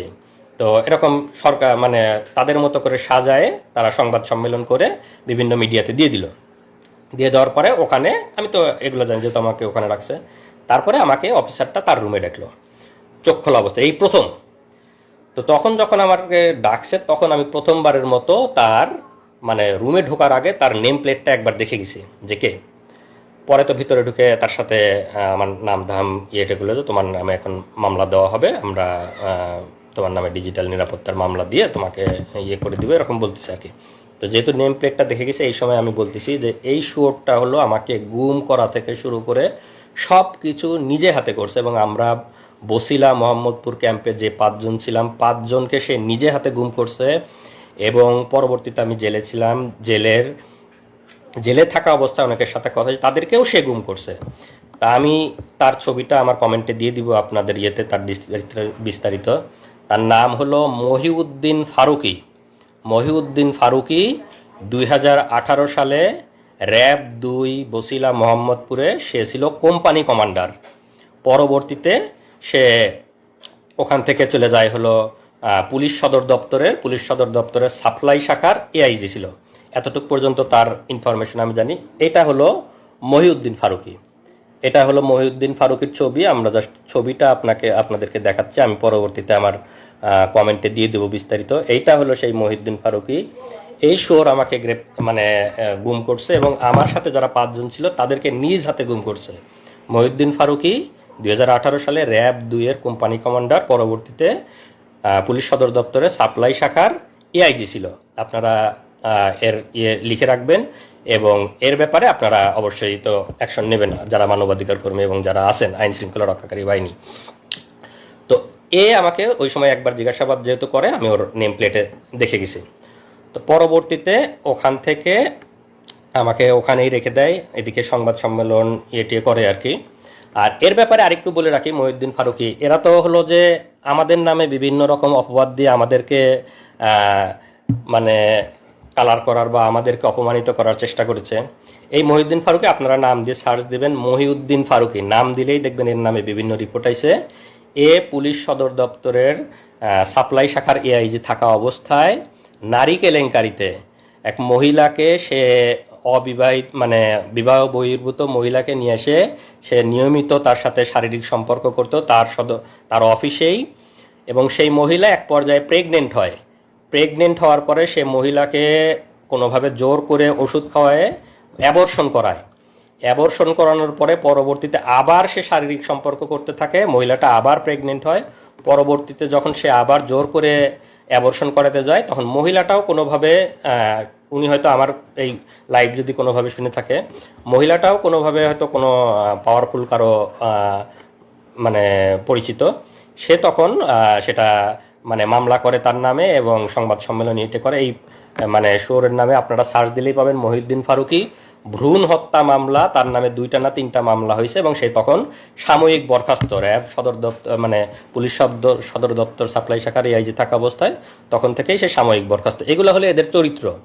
এরা হলো এরকম মানে বিবাহ বহির্ভূত এরকম মানে ব্যভিচার এগুলা নিয়ে থাকে এবং তারা আমাদের নামে বিভিন্ন রকম অপবাদ দেওয়ার চেষ্টা করে এবং তখন থেকেই মানে সাময়িক বরখাস্ত অবস্থায় আছে। এগুলো হলো এদের বাস্তব চরিত্র।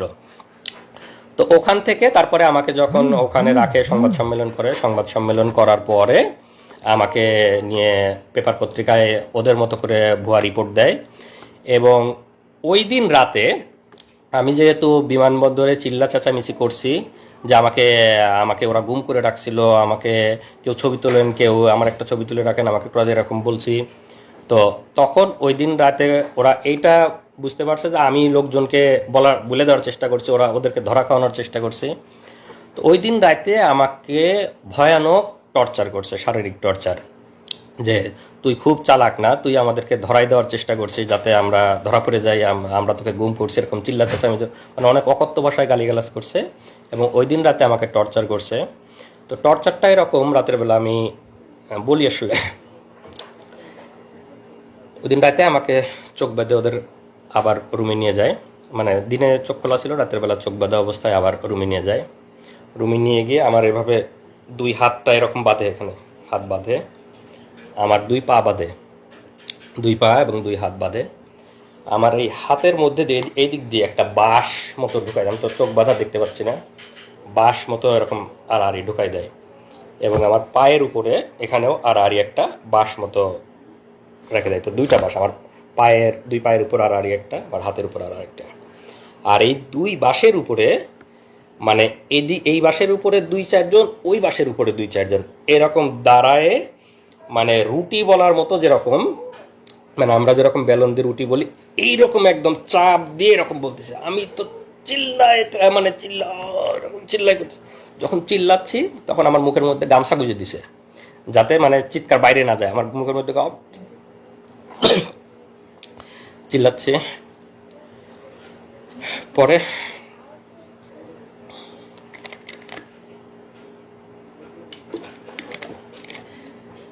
এভাবে প্রায় 15-20 মিনিট আমার উপর ভয়াবহ টর্চার চালায় ওরা।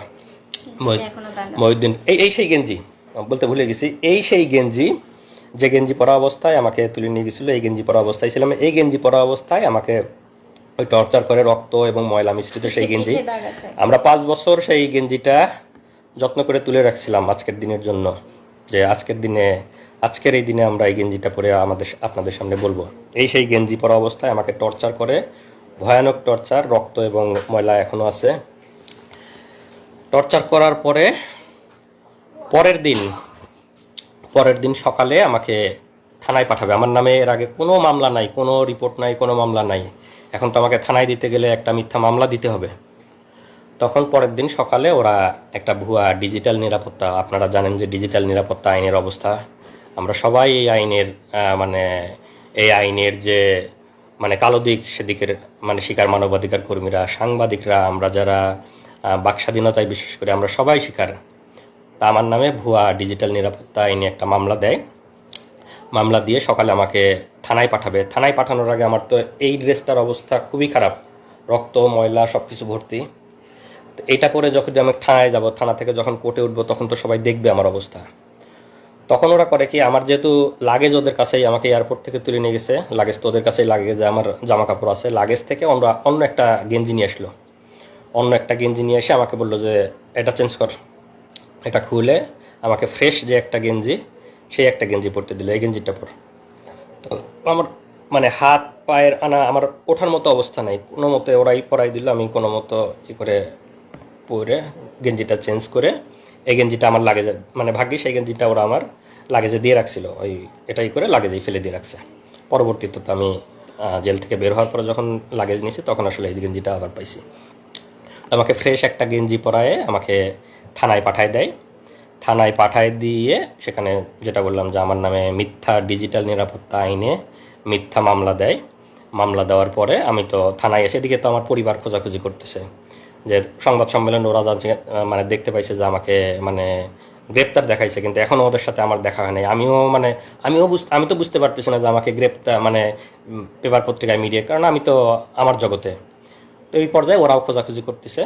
তো এখন ও একটু সংক্ষেপে বলুক যে ওদের থানায় আসার পরের অভিজ্ঞতা। আমার কথা শেষ হয়েছিল যে আমার থেকে টাকা নিল, টাকা নেওয়ার পর তারা কনফার্ম করলো যে টাকা পেয়েছি, একটু পরে ছেড়ে দিব। তো আমরা ওয়েট করছি, আর কোনো খবর নাই। এরপরে যখন অনেক বেশি ভাইরাল হলো, তারপর হচ্ছে আমার কাছে ওই যে আমার হাজবেন্ড বললো না যে যারা গার্ড দিচ্ছিল তাদেরকে অনেক রিকোয়েস্ট করছে, তো সেখানকার একজন আমাকে কল দিয়ে বলছে যে আমি আপনার হাজবেন্ডের ব্যাপারে জানি, উনি ভালো আছে, উনি মারা যায় নাই, উনি ঠিক আছে, আপনারা চিন্তা করিয়েন না। তো আপনারা যে এত একদম ভাইরাল করে ফেলতেছেন, ম্যাসাকার করতেছেন, এই সেই করতেছেন, এগুলা কইরেন না, যত করবেন তত ক্ষতি হবে, এরকম করে আমাকে বলছে। তো তারপর আমি বললাম আমাকে তো কিডন্যাপের কথা বলে টাকা নিছে, তো এগুলা কারা তাহলে? পরে বলে তাই নাকি, টাকা নিছে, আপনারা টাকা দিছেন কেন? তারপরে আমি তো জানি না, আমাকে বলছে কিডন্যাপ করছি, টাকা দেন, টাকা দিছি, কিন্তু তাকে আর ফিরিয়ে দেয় নাই এবং ফোন নাম্বারও বন্ধ। তখন সেই পুলিশ অফিসার বলছে না, কিডন্যাপ করা হয় নাই, সে ডিবির হেফাজতে আছে এবং তাকে সম্ভবত অ্যারেস্ট দেখানো হতে পারে 2-1 দিন পরে। আপনারা যারা লাইভটা দেখতেছেন একটু শেয়ার করেন, যাতে বাকি সবাই আসলে যে ফ্যাসিবাদ এবং গুম এরা যে কতটা ভয়াবহ, সবাই যেন জানতে পারে। হাসিনার ফ্যাসিবাদের শাসন এবং হাসিনার গুম নিয়ে সবাই যেন জানতে পারে। আপনারা সবাই লাইভটা একটু শেয়ার করে দিন, যাতে সবার কাছে এই ইনফরমেশনগুলো পৌঁছায় যায়। তো ওই পুলিশটা আমাকে ফোন দিয়েছিল হলো দুপুর 11:30 থেকে 12টার এদিকে। তো আমাদের অবস্থাটা এমন ছিল, আমরা কাউকে বিশ্বাস করতে পারছি না তখন, কারণ কিডন্যাপের কথা বলে টাকা নিল, আবার পুলিশ ফোন করে আমাকে বলতেছে যে আপনারা এত ভাইরাল কেন করতেছেন। তো তখন আমাদের মনে হচ্ছে যে ওরা আমাদেরকে বাধা দেওয়ার জন্য হয়তো বা মিথ্যা কথা বলতেছে, আমাদের মনের ভেতরে সেই ধূপকণি কমে নাই। তারপরে যাই হোক, সারাদিন চলে গেল। বিকাল 3টা 2:45 থেকে 3টা এর মধ্যে হচ্ছে আমার ভাসুর, আমার যারা ঢাকায় ছিল, আমার ভাসুর আমাকে ফোন দিয়ে বলল যে সংবাদ সম্মেলন করে ওরা তো মনিকে অ্যারেস্ট দেখাইছে, থানায় অ্যারেস্ট দেখাইছে। আর আমরা হচ্ছে তার করছিলাম, জিডি করছিলাম, হচ্ছে দক্ষিণ খান থানায়। তো রেলওয়ে থানায় অ্যারেস্ট দেখাইছে। আমার ভাসুরা সাথে সাথে সেখানে গেছে, যে তার সাথে দেখা করতে চাইছে, বলছে যে না, এখন দেখা করা যাবে না, এরকম। তো তখন আমার ভাসুর আমাকে বললো যে তুমি এখনই রওনা দাও, হয়তো তোমাকে দেখা করতে দিবে, তুমি সাফওয়ানকে নিয়ে এখনই চলে আসো। তখন আমি আমার ট্রেন ছিল আমার ইসলামপুরে, জামালপুরে, তখন ট্রেন ছিল 3:30, আমি সেই ট্রেনে তখনই রওনা দিই আমার বাচ্চাটাকে নিয়ে। তো এর মধ্যে যে 3টা দিন গেছে, এই 3 দিনে আমি শুধু একটু পানি খেয়েছিলাম, এবং আমার বাচ্চাটা তখন কোথায় যাচ্ছে, কি খাচ্ছে, আমি কিছুই জানি না। তো সেই অবস্থায় আমি আমার ছোট বাচ্চাটাকে নিয়ে আমি আমার দুলাভাইয়ের সাথে করে ট্রেনে যাচ্ছি। তারপর আমরা মানে 8:30টার দিকে ঢাকায় পৌঁছলাম। পৌঁছেই হচ্ছে আমি আমার ভাসুরকে কল দিলাম যে কোথায় আসব।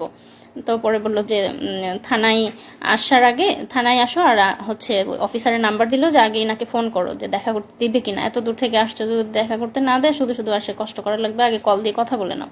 তো কল দিলাম, তখন ওনারা বললো যে না, রাত্রেবেলা আমরা কাউকে দেখা করতে দেই না, আমাদের অফিসাররা রাতে থাকে না, তো অনুমতি ছাড়া দেখা করা যাবে না, আপনারা কালকে সকালে আসবেন, সকালে তাকে কোর্টে নেওয়া হবে তখন আসবেন। তো আমি তো 3-4 দিনের এই ধকল, তার মধ্যে বাচ্চাটা নিয়ে এক আত্মীয়র বাসায় উঠেছি। আমার বাচ্চাটার অযত্নে ওর মানে পেটে গ্যাস হচ্ছে, মানে ওর প্যান্ট নষ্ট হচ্ছে, এরকম অবস্থা।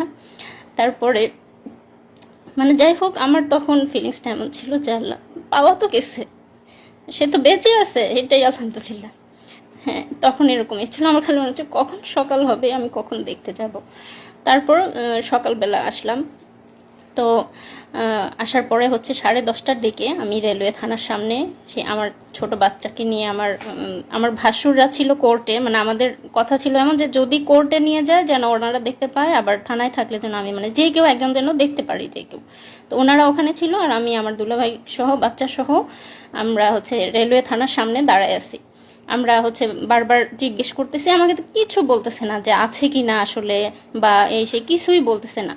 তো তখন আমার শ্বশুরবাড়ি যেহেতু পাবনা, আমার শাহজাদপুর পাবনার কাছাকাছি এক এলাকার একটা পুলিশ ছিল, উনি আমাকে বলল যে আপনারা অপেক্ষা করেন, আছে উনি এখানে, কিছুক্ষণ পর বের করা হবে। তো সকাল 10:30 থেকে 12:30 পর্যন্ত রোদের মধ্যে দাঁড়াই ছিলাম। আমাদেরকে থানায় ঢুকতে দেয় নাই, ওখানে কোনো বসার জায়গা ছিল না, এবং ওখানে যেহেতু স্টেশন, চাইলে আমরা যেয়ে বসতে পারতাম। আমাদের কাছে মনে হয়েছে যে 1 মিনিটও এখান থেকে নড়বো না, যদি এর মধ্যে নিয়ে যায়, আমরা কোথাও গেলাম তখন যদি নিয়ে যায়। আমার বাচ্চা তখন হচ্ছে মানে 2-2.5 বছর বয়স, মানে ওর খাওয়া ঘুম সব কিছু উল্টাপাল্টা হয়ে যাচ্ছে। তো যাই হোক, তারপরে তাকে 12:30টার দিকে হচ্ছে বের করলো। যখন বের করলো দেখি যে তার 2 হাত বাঁধা, এবং মানে এই যে আপনারা দেখছেন আসিফ মাহতাব স্যারকে যেভাবে বেঁধে বের করছে কোর্টে, সেভাবে তাকে বেঁধে বের করছে। আমি দৌড়ে চলে গেছি, দৌড়ে গিয়ে তাকে জড়ায় ধরে খালি আলহামদুলিল্লাহ বলছে, আর বলছি যে তুমি একটুও চিন্তা করো না, সব ঠিক হয়ে যাবে। হ্যাঁ, আমি কাঁদি নাই, আমি তাকে সাহস দিচ্ছি, আমি বলছি যে সব ঠিক হয়ে যাবে ইনশাল্লাহ, তুমি একটুও চিন্তা করো না। ও আমাদেরকে দেখে অবাক হয়ে গেছে যে আমরা কিভাবে জানলাম, কিভাবে এখানে আসলাম। তো আমার মানে আমরা ওখানে যাওয়ার সাথে আমার তো ধারণাই নাই যে ওরা মিডিয়ার মাধ্যমে জানছে, মানে থানার সংবাদ পাইছে, থানাতে চলে, কারণ আমি তো থানার মধ্যে, মানে আমি কিছুই বুঝতে, মানে আমি ওদেরকে দেখে অবাক হয়ে গেছি যে মানে ওরা এখানে চলে আসছে।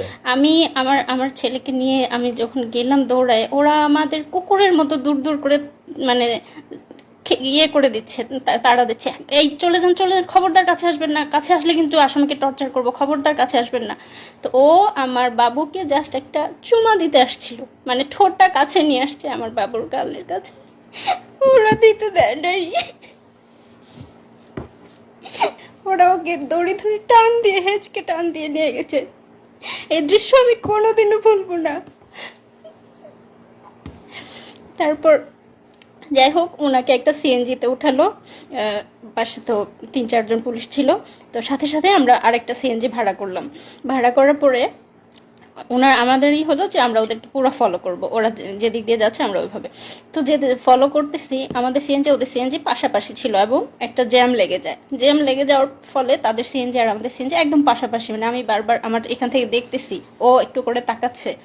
তো আমি সাফওয়ানকে বলছি, দেখো ওই যে তোমার বাবা, ডাকো, বাবাকে ডাকো। সাফওয়ান ডাকতেছে, বাবা বাবা এমন করে ডাকতেছে। পুলিশ কতটা হিংস্র, কতটা খারাপ, সে সিএনজি থেকে বের হয়ে এসে, আমাদের সিএনজিওয়ালা একটু বয়স্ক ছিল, আমাদের সিএনজিওয়ালাকে লাথি মেরে বলতেছে যা তাড়াতাড়ি এখান থেকে, মানে আমাদের সিএনজি ওখানে দাঁড়াতে দিচ্ছে না। সে বয়স্ক মানুষটার সাথে খারাপ, জাস্ট আমার ছেলে একটু বাবা বলে ডাকছে, এটাই ওদের সহ্য হচ্ছে না। ঠিক আছে, তখন ওরা লাথি মেরে আমাদের সিএনজিওয়ালাকে বলতেছে যা তাড়াতাড়ি, মানে যেন দেখাই না হয় এরকম। পরে যাই হোক, ওনাকে নিয়ে গেল। নিয়ে যাওয়ার পরে কোর্টে, মানে যখন ওনাকে সিএনজি থেকে নামিয়ে গারদে নিচ্ছে, আমার ভাসুররা তখন প্রথম 3-4 দিন পরে তাদের ভাইকে দেখতে পেল। তারপর আমরাও নামলাম। নামার পরে আমরা মানে অপেক্ষা করছি কি করে কি হবে, কারণ আমাদের পরিবারে কোনো, আমার শ্বশুর বাড়ি আমার বাবার বাড়ি কোনো ফ্যামিলিতেই এরকম কিছু হয় না, আমরা কিচ্ছু জানি না কি হতে যাচ্ছে কি হবে। কিন্তু আমার মনের মধ্যে একটা সাহস ছিল যে আমার ভাসুররা অনেক ভালো ভালো জব করে ইনশাল্লাহ খুব দ্রুত বের করে আনতে পারবে। আমি জানি না, আমি ছোট মানুষ, তখনও এসব বুঝি না, মানে এত কষ্ট যে হবে সেটা বুঝতে পারিনি। আমার মনে হয়েছে খুব দ্রুত 2-3 দিনের মধ্যেই হয়তো বের করতে পারবে। তো তারপর যাই হোক, কারোর থেকে তাকে কোর্টে নেওয়া হলো, আমরা পিছে পিছে যাচ্ছি, আমাদেরকে একটু কাছে ঘেঁষতে দিচ্ছে না, মানে কোনো কথা কোনো ইনফরমেশন যেন আমরা তাকে না দিতে পারি বা উনি আমাদেরকে কিছু না জানাতে পারে, তার কাছেই ঘেঁষতে দিচ্ছে না এবং দূর দূর করে তাড়িয়ে দিচ্ছে। তারপর হচ্ছে তাকে তখন কোর্টে তোলা হলো। এরপর তুমি বলো। যে আসলে অভিজ্ঞতা বলতে গেলে আরও অনেক কষ্টের কথা, সব কিছু বলা এক লাইভে সম্ভব না। এরপরে তো আমাকে কোর্টে নিল গারোদের বা মানে কোর্টের কাহিনী আপনারা অনেকেই জানেন, যাদের পরিবারের অনেকে মামলা মোকদ্দমার শিকার হয়েছে। সেখানে কি অবস্থা সেটা আর বর্ণনা না করি, আমাদের লাইভ অনেক লম্বা হয়ে যাবে। তো আমাকে সেখানে যেহেতু বললাম যে ডিজিটাল নিরাপত্তা আইন, সরকার যে আইনটা করছে আমাদের বাক স্বাধীনতা হরণের আইন, আমাদের স্বাধীনতা হরণের আইন, সেই আইনে মিথ্যা মামলা দেয়, মামলা দিয়ে আমাকে কোর্টে চালান দেয় এবং কোর্ট থেকে আমাকে রিমান্ড দেওয়া হয়। আইনজীবী, আমি তখন আমার আমার আমার আইনজীবী বলছে যে পিএইচডি করে, পিএইচডি শেষ মানে শেষের ইয়েতে, মানে স্কলার, সে রিসার্চার, এত কিছু শোনার পরেও বিচারক আমাকে রিমান্ডে দিছে, আসিফ মাহতাব স্যারকে বা আমাদের সম্মানিত শিক্ষকদেরকে যেভাবে দেওয়া হয় সেভাবে আমাকে প্রথমে 3 দিনের রিমান্ডে দেয়, পরে আরও 1 দিনের রিমান্ড এবং সেগুলার অভিজ্ঞতা বর্ণনা করতে গেলে আরও অনেক লম্বা হয়ে যাবে। তো সেগুলো আজকে বর্ণনা না করি। তো 3 দিনের মানে রিমান্ডগুলো শেষ হওয়ার পরে আমাকে রিমান্ডের ওখানে আমার ফ্যামিলির কাছ থেকে টাকা দাবি করছে, আমার কাছে ফ্যামিলির কাছ থেকে টাকা করছে, আমার ওখান থেকে টাকা নিছে, আমার মোবাইলটা ওদের কাছে ছিল। মানে হাসিনা তো সারা বাংলাদেশে মানে পুলিশ এবং সব জায়গায় যে দুর্নীতি করছে, ওরা ওখানেই আমাকে বলতেছে যে মানে টাকা দিতে হবে। মানে ওখানে আমি কিভাবে টাকা দিব, তখন মানে আমাকে বিভিন্ন রকম ভয়ভীতি দেখাচ্ছে, আমার ফ্যামিলির উপর করবে, ফ্যামিলির উপর মানে ফ্যামিলিকেও জড়াবে এগুলোর মধ্যে। তখন আমি ওদেরকে বললি যে আমার মোবাইলটা আপনাদের কাছে আছে কিনা। হ্যাঁ, মোবাইল আছে। তখন আমি যেহেতু ইন্টারনেট ব্যাংকিং ইউজ করতাম, আমার কোরিয়ার যে ইন্টারনেট ব্যাংকিংয়ের অ্যাপস আমার মোবাইলে ইনস্টল করা ছিল, আমি ওখান থেকে ওদের মানে বিকাশে মানে ইনস্ট্যান্ট 10,000 টাকা ট্রান্সফার করে দেই। তখন মানে একটু মানে ঠান্ডা, মানে পুলিশ তো ঘুষখোর, মানে আমাদের কাছ থেকে 1 লাখ টাকা ওদের কাছ থেকেও চাইছে। তারপরে আমাকে মিথ্যা মামলা রিমান্ড শেষ করার পরে আদালতের মাধ্যমে আমাকে জেলে পাঠায় দেয়। তো জেলের অনেক অভিজ্ঞতা, জেল, রিমান্ড, এগুলা বলতে গেলে আসলে আরও বিস্তারিত বলার সময় নাই, লাইভও লম্বা হয়ে যাবে। তো জেলের সবচেয়ে সুন্দর একটা অভিজ্ঞতা হলো যে আমাদের শহীদ দেলোয়ার হোসেন সাইদি হুজুরের সংস্পর্শ পাইছি আমি ওই সময়। সাইদি হুজুর এবং আমাকে কেরানীগঞ্জ জেল থেকে কাশিমপুর জেলে পাঠানো হয়েছিল। তো কাশিমপুর জেলে যখন ছিলাম, সাইদি হুজুর সেখানে ছিলেন। আমি এবং সাইদি হুজুর প্রায় 20-25 দিন একসাথে ছিলাম। বিকালে আমরা একসাথে হাত ধরে হাঁটতাম, সাইদি হুজুরের সাথে গল্প করতাম। অনেক অনেক অনেক নসিহা করছে, আমার হাত ধরে, আমার ওই যে টর্চার করছে, আমার আঙ্গুলগুলো প্রায় আমি 3 মাস এই 2টা আঙ্গুল মানে কোনোভাবেই আমি মানে এরকম ভাঁজ করে এই 3টা আঙ্গুল দিয়ে আমি খাওয়া দাওয়া করতাম। এই 2টা আঙ্গুলের কোনো ফিলিংস ছিল না। ওরা এমনভাবে মানে টর্চার করে যে এখানে বাইরে থেকে বোঝা যায় না, ভিতরের নার্ভ এবং ভেসেলগুলো যাতে ড্যামেজ হয়ে যায়। তো এই কারণে চাপ দেওয়ার ফলে হাত এবং পায়ের নার্ভগুলো কাজ করে না। বাইরে থেকে দেখে মনে হবে যে হালকা একটু দাগ বা এর মতো, কিন্তু ভিতরের নার্ভ মানে ড্যামেজ হয়ে যায়। এই কারণে দেখা যায় যে এদিকের সাপ্লাইগুলো বন্ধ হয়ে যায়। তো আমার এই 2টা আঙ্গুল প্রায় 3 মাস কোনো ফিলিংস পাইতাম না আমি। এবং আমি যেহেতু রিসার্চার, আমি পাইপেট ইউজ করি, আমি তো সবসময় এই ফিঙ্গারটা ইউজ করতে হয়। এই ফিঙ্গারের আমি কোনো মানে পেতাম, কোনো ফিলিংসই পাইতাম না। এটা তো এই ভাঁজ করা বা কোনো ফিলিংস ছিল না এই 2টা আঙ্গুল প্রায় 3 মাস। তো দেলোয়ার হোসেন সাইদি হুজুরের সভাপতি ছিলাম, উনি আমার হাতে মেসেজ করে দিছে, দোয়া করছে সাইদি হুজুরকে আল্লাহ জান্নাতুল ফিরদাউস নসিব করুক। এটা আমার জেলের সবচেয়ে সুন্দর অভিজ্ঞতা, যে সাইদি হুজুরের মতো একজন মানুষের সহচর্যে আমি প্রায় 20 দিন ছিলাম। উনি আমাকে ওনার একটা ফতুয়াও গিফট করছিলেন ওই সময়। আর এই যে আমরা এতদিন পরে আজকে লাইভে আসছে, আপনারা সবাই জানেন যে বাংলাদেশ কোন ফ্যাসিবাদের মধ্যে ছিল, আমাদের কোনো বাক স্বাধীনতা ছিল না, আমাদের বলার কোনো সুযোগ ছিল না, বলার কোনো অধিকার ছিল না, মিডিয়া আমাদের কথা প্রচার করতো না, আমাদের পরিবারের উপর টর্চার করা হতো, পরিবারের, আমি কোরিয়াতে চলে আসছি, আবার আল্লাহ আমাকে জেল থেকে অনেক কঠিন পথ পাড়ি দিয়ে আসতে হয়েছে, সেগুলা অন্য কোনো একদিন বলবো। তারপরেও আমার এখানে পিএইচডি ডিগ্রি হয়েছে, আল্লাহ আমাকে ভালো চাকরি মিলাইছে, অনেক ভালো আছি। কিন্তু তারপরেও তো মানে দেশের প্রতি টান আছেই। আর এতদিন যে আমরা বলতে পারি নাই, কিন্তু এর মাঝে তো আমরা চুপ ছিলাম না।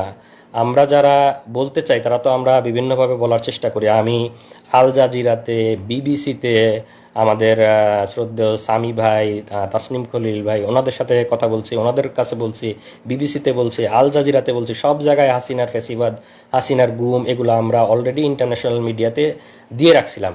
এবং আজকের যে এই যে সরকারের পতন, এগুলো আসলে তো সব কিছুরই সম্মিলিত একটা মানে বাইরে থেকে মানে র্যাবের যে স্যাংশন বা র্যাবের এগুলো সব কিছুই আসলে এই সম্মিলিত মানে রিপোর্ট বা এগুলোর মাধ্যমে হয়েছে। এবং আমি যেহেতু পিএইচডি রিসার্চার ছিলাম, আমি তো স্বাভাবিকভাবেই মোটামুটি তাদের সাথে ইংরেজিতে কথা বলতে পারবো। তো আমি তাদেরকে সব কিছু বিস্তারিত বলছি, বিবিসি, আল জাজিরা এবং মানবাধিকার সংগঠনগুলোকে। তো আসলে শেষ কথা এটাই যে আমরা যারা প্রবাসে আছি সবাই দেশকে ভালোবাসে, স্বাভাবিকভাবে আমিও ভালোবাসি, দেশকে অনেক ভালোবাসি। দেশকে ভালোবাসি জন্যই পিএইচডি শেষ করে ইচ্ছা ছিল দেশে ফিরে যাব, দেশে থাকব, দেশের জন্য কাজ করব, সেই আশা আকাঙ্ক্ষা নিয়েই গেছি। এবং নিজের যোগ্যতা বলে ইচ্ছা ছিল ইউনিভার্সিটিতে জয়েন করব, ইউনিভার্সিটিতে জয়েন করার চেষ্টা করেছি। কিন্তু আমাদের যেহেতু মেধাকে মূল্যায়ন করা হয় না, স্বাভাবিকভাবেই আমাকেও মূল্যায়ন করা হয় নাই। আমাকে দেশের জন্য কাজ করতে গিয়ে আমাকে আসামি হয়ে দেশ থেকে ফিরে আসতে হয়েছে। তো আমরা সেই কষ্ট নিয়েই এখনও আছি। শত কষ্টের পরেও আমরা আজকে আলহামদুলিল্লাহ বলি যে আমাদের শত জুলুম নির্যাতনের পরে আল্লাহ আমাদেরকে মুক্তি দিয়েছে, ফ্যাসিবাদ থেকে মুক্তি দিয়েছে, জালিমের শাসন থেকে মুক্তি দিয়েছে। এবং আজকে আমান, আজমি, আরমান ভাইরা ফিরে আসছে আয়নাঘর থেকে, এটা দেখে আমরা কান্না করতেছি। আমি, আমার স্ত্রী, আমরা কান্না করতেছি যে আমরা 3 দিন গুমে আমাদের কি অবস্থা ছিল, মনের অবস্থা। এই ভাইরা 8-10 বছর ধরে গুম, তাদের মনের অবস্থা কি? আপনারা হয়তো তাদের কথাও শুনবেন, তারা আস্তে আস্তে হয়তো আসবে। তাদের মানসিক অবস্থার কি অবস্থা আমি জানি না। 3 দিনেই তো আমার মানসিক অবস্থা বর্ণনা করলাম। এবং এই অবস্থায় সবসময় দেশে যাওয়ার জন্য উদ্যম, যেহেতু মিথ্যা মামলা দিয়ে রেখেছে এবং দেশের জন্য কাজ করতে গিয়ে দেশ থেকে আসামি হয়ে ফিরে আসছি। দেশে যাওয়ার খুব বেশি সুযোগ ছিল না। এর মাঝে আমার আম্মা ক্যান্সারে আক্রান্ত হয়ে মারা যায়। আমি আম্মাকে শেষবার দেখতে পারি। আম্মা মারা যাবে, আম্মা ডাক্তার বলছে যে এত মেয়াদ আছে, এত মাস ম্যাক্সিমাম হয়তো টাইম পাইতে পারে। আম্মার ডায়াগনোসিস হয়েছিল লেট স্টেজে। সব কিছু জানার পরেও আমরা আম্মার জন্য যাইতে পারি। শেষ মুহূর্তে না পেরে আম্মার যখন অবস্থা বেশি খারাপ, আমি টিকিট কাটছিলাম। আমি, আমার স্ত্রী, সন্তান, আমরা 4 জন সবাই টিকিট কাটছি যে যত যাই হোক আমাকে গ্রেপ্তার করলেও আমি যাব, আম্মাকে আমার দেখতেই হবে। আম্মা শেষ সময় আমি টিকিট কেটে যাওয়ার চেষ্টা, তখন করোনার পিক সময়, টিকিট অনেক এক্সপেন্সিভ, টিকিট পাওয়া যায় না, ফ্লাইট নাই। সেই মুহূর্তে আমি টিকিট কেটে মানে আম্মার জন্য গেছি। কিন্তু আমি যেদিন টিকিট কাটছি আম্মা তার পরের দিন মারা গেছে। আমি যেতে যেতে আম্মার জানাজা পাই নাই, আমার যেতে আরও একদিন ডিলে হয়েছে। কারণ তখন করোনার সময় তো আমাদের পারমিশন নিয়ে যাইতে হইতো যে আমরা ফিরে আসবো। করোনার সময় ফ্লাইট অ্যাভেলেবেল ছিল না, টিকিট কেটে যাওয়ার সুযোগ ছিল না। তো টিকিট কেটে আমার ফ্লাইট ছিল 2 দিন পরে। আমি যেদিন টিকিট কাটছি পরের দিন আম্মা মারা গেছে। তো আমি আমার আম্মাকে পাই নাই। এই আফসোস আমার সারা জীবনে যাবে না। আমি আম্মাকে,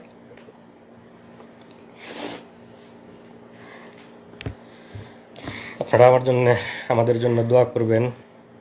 যারা যারা হাসিনার জালিম হাসিনার ফ্যাসিবাদের কবলে আছেন সবার জন্য আমাদের দোয়া থাকবে।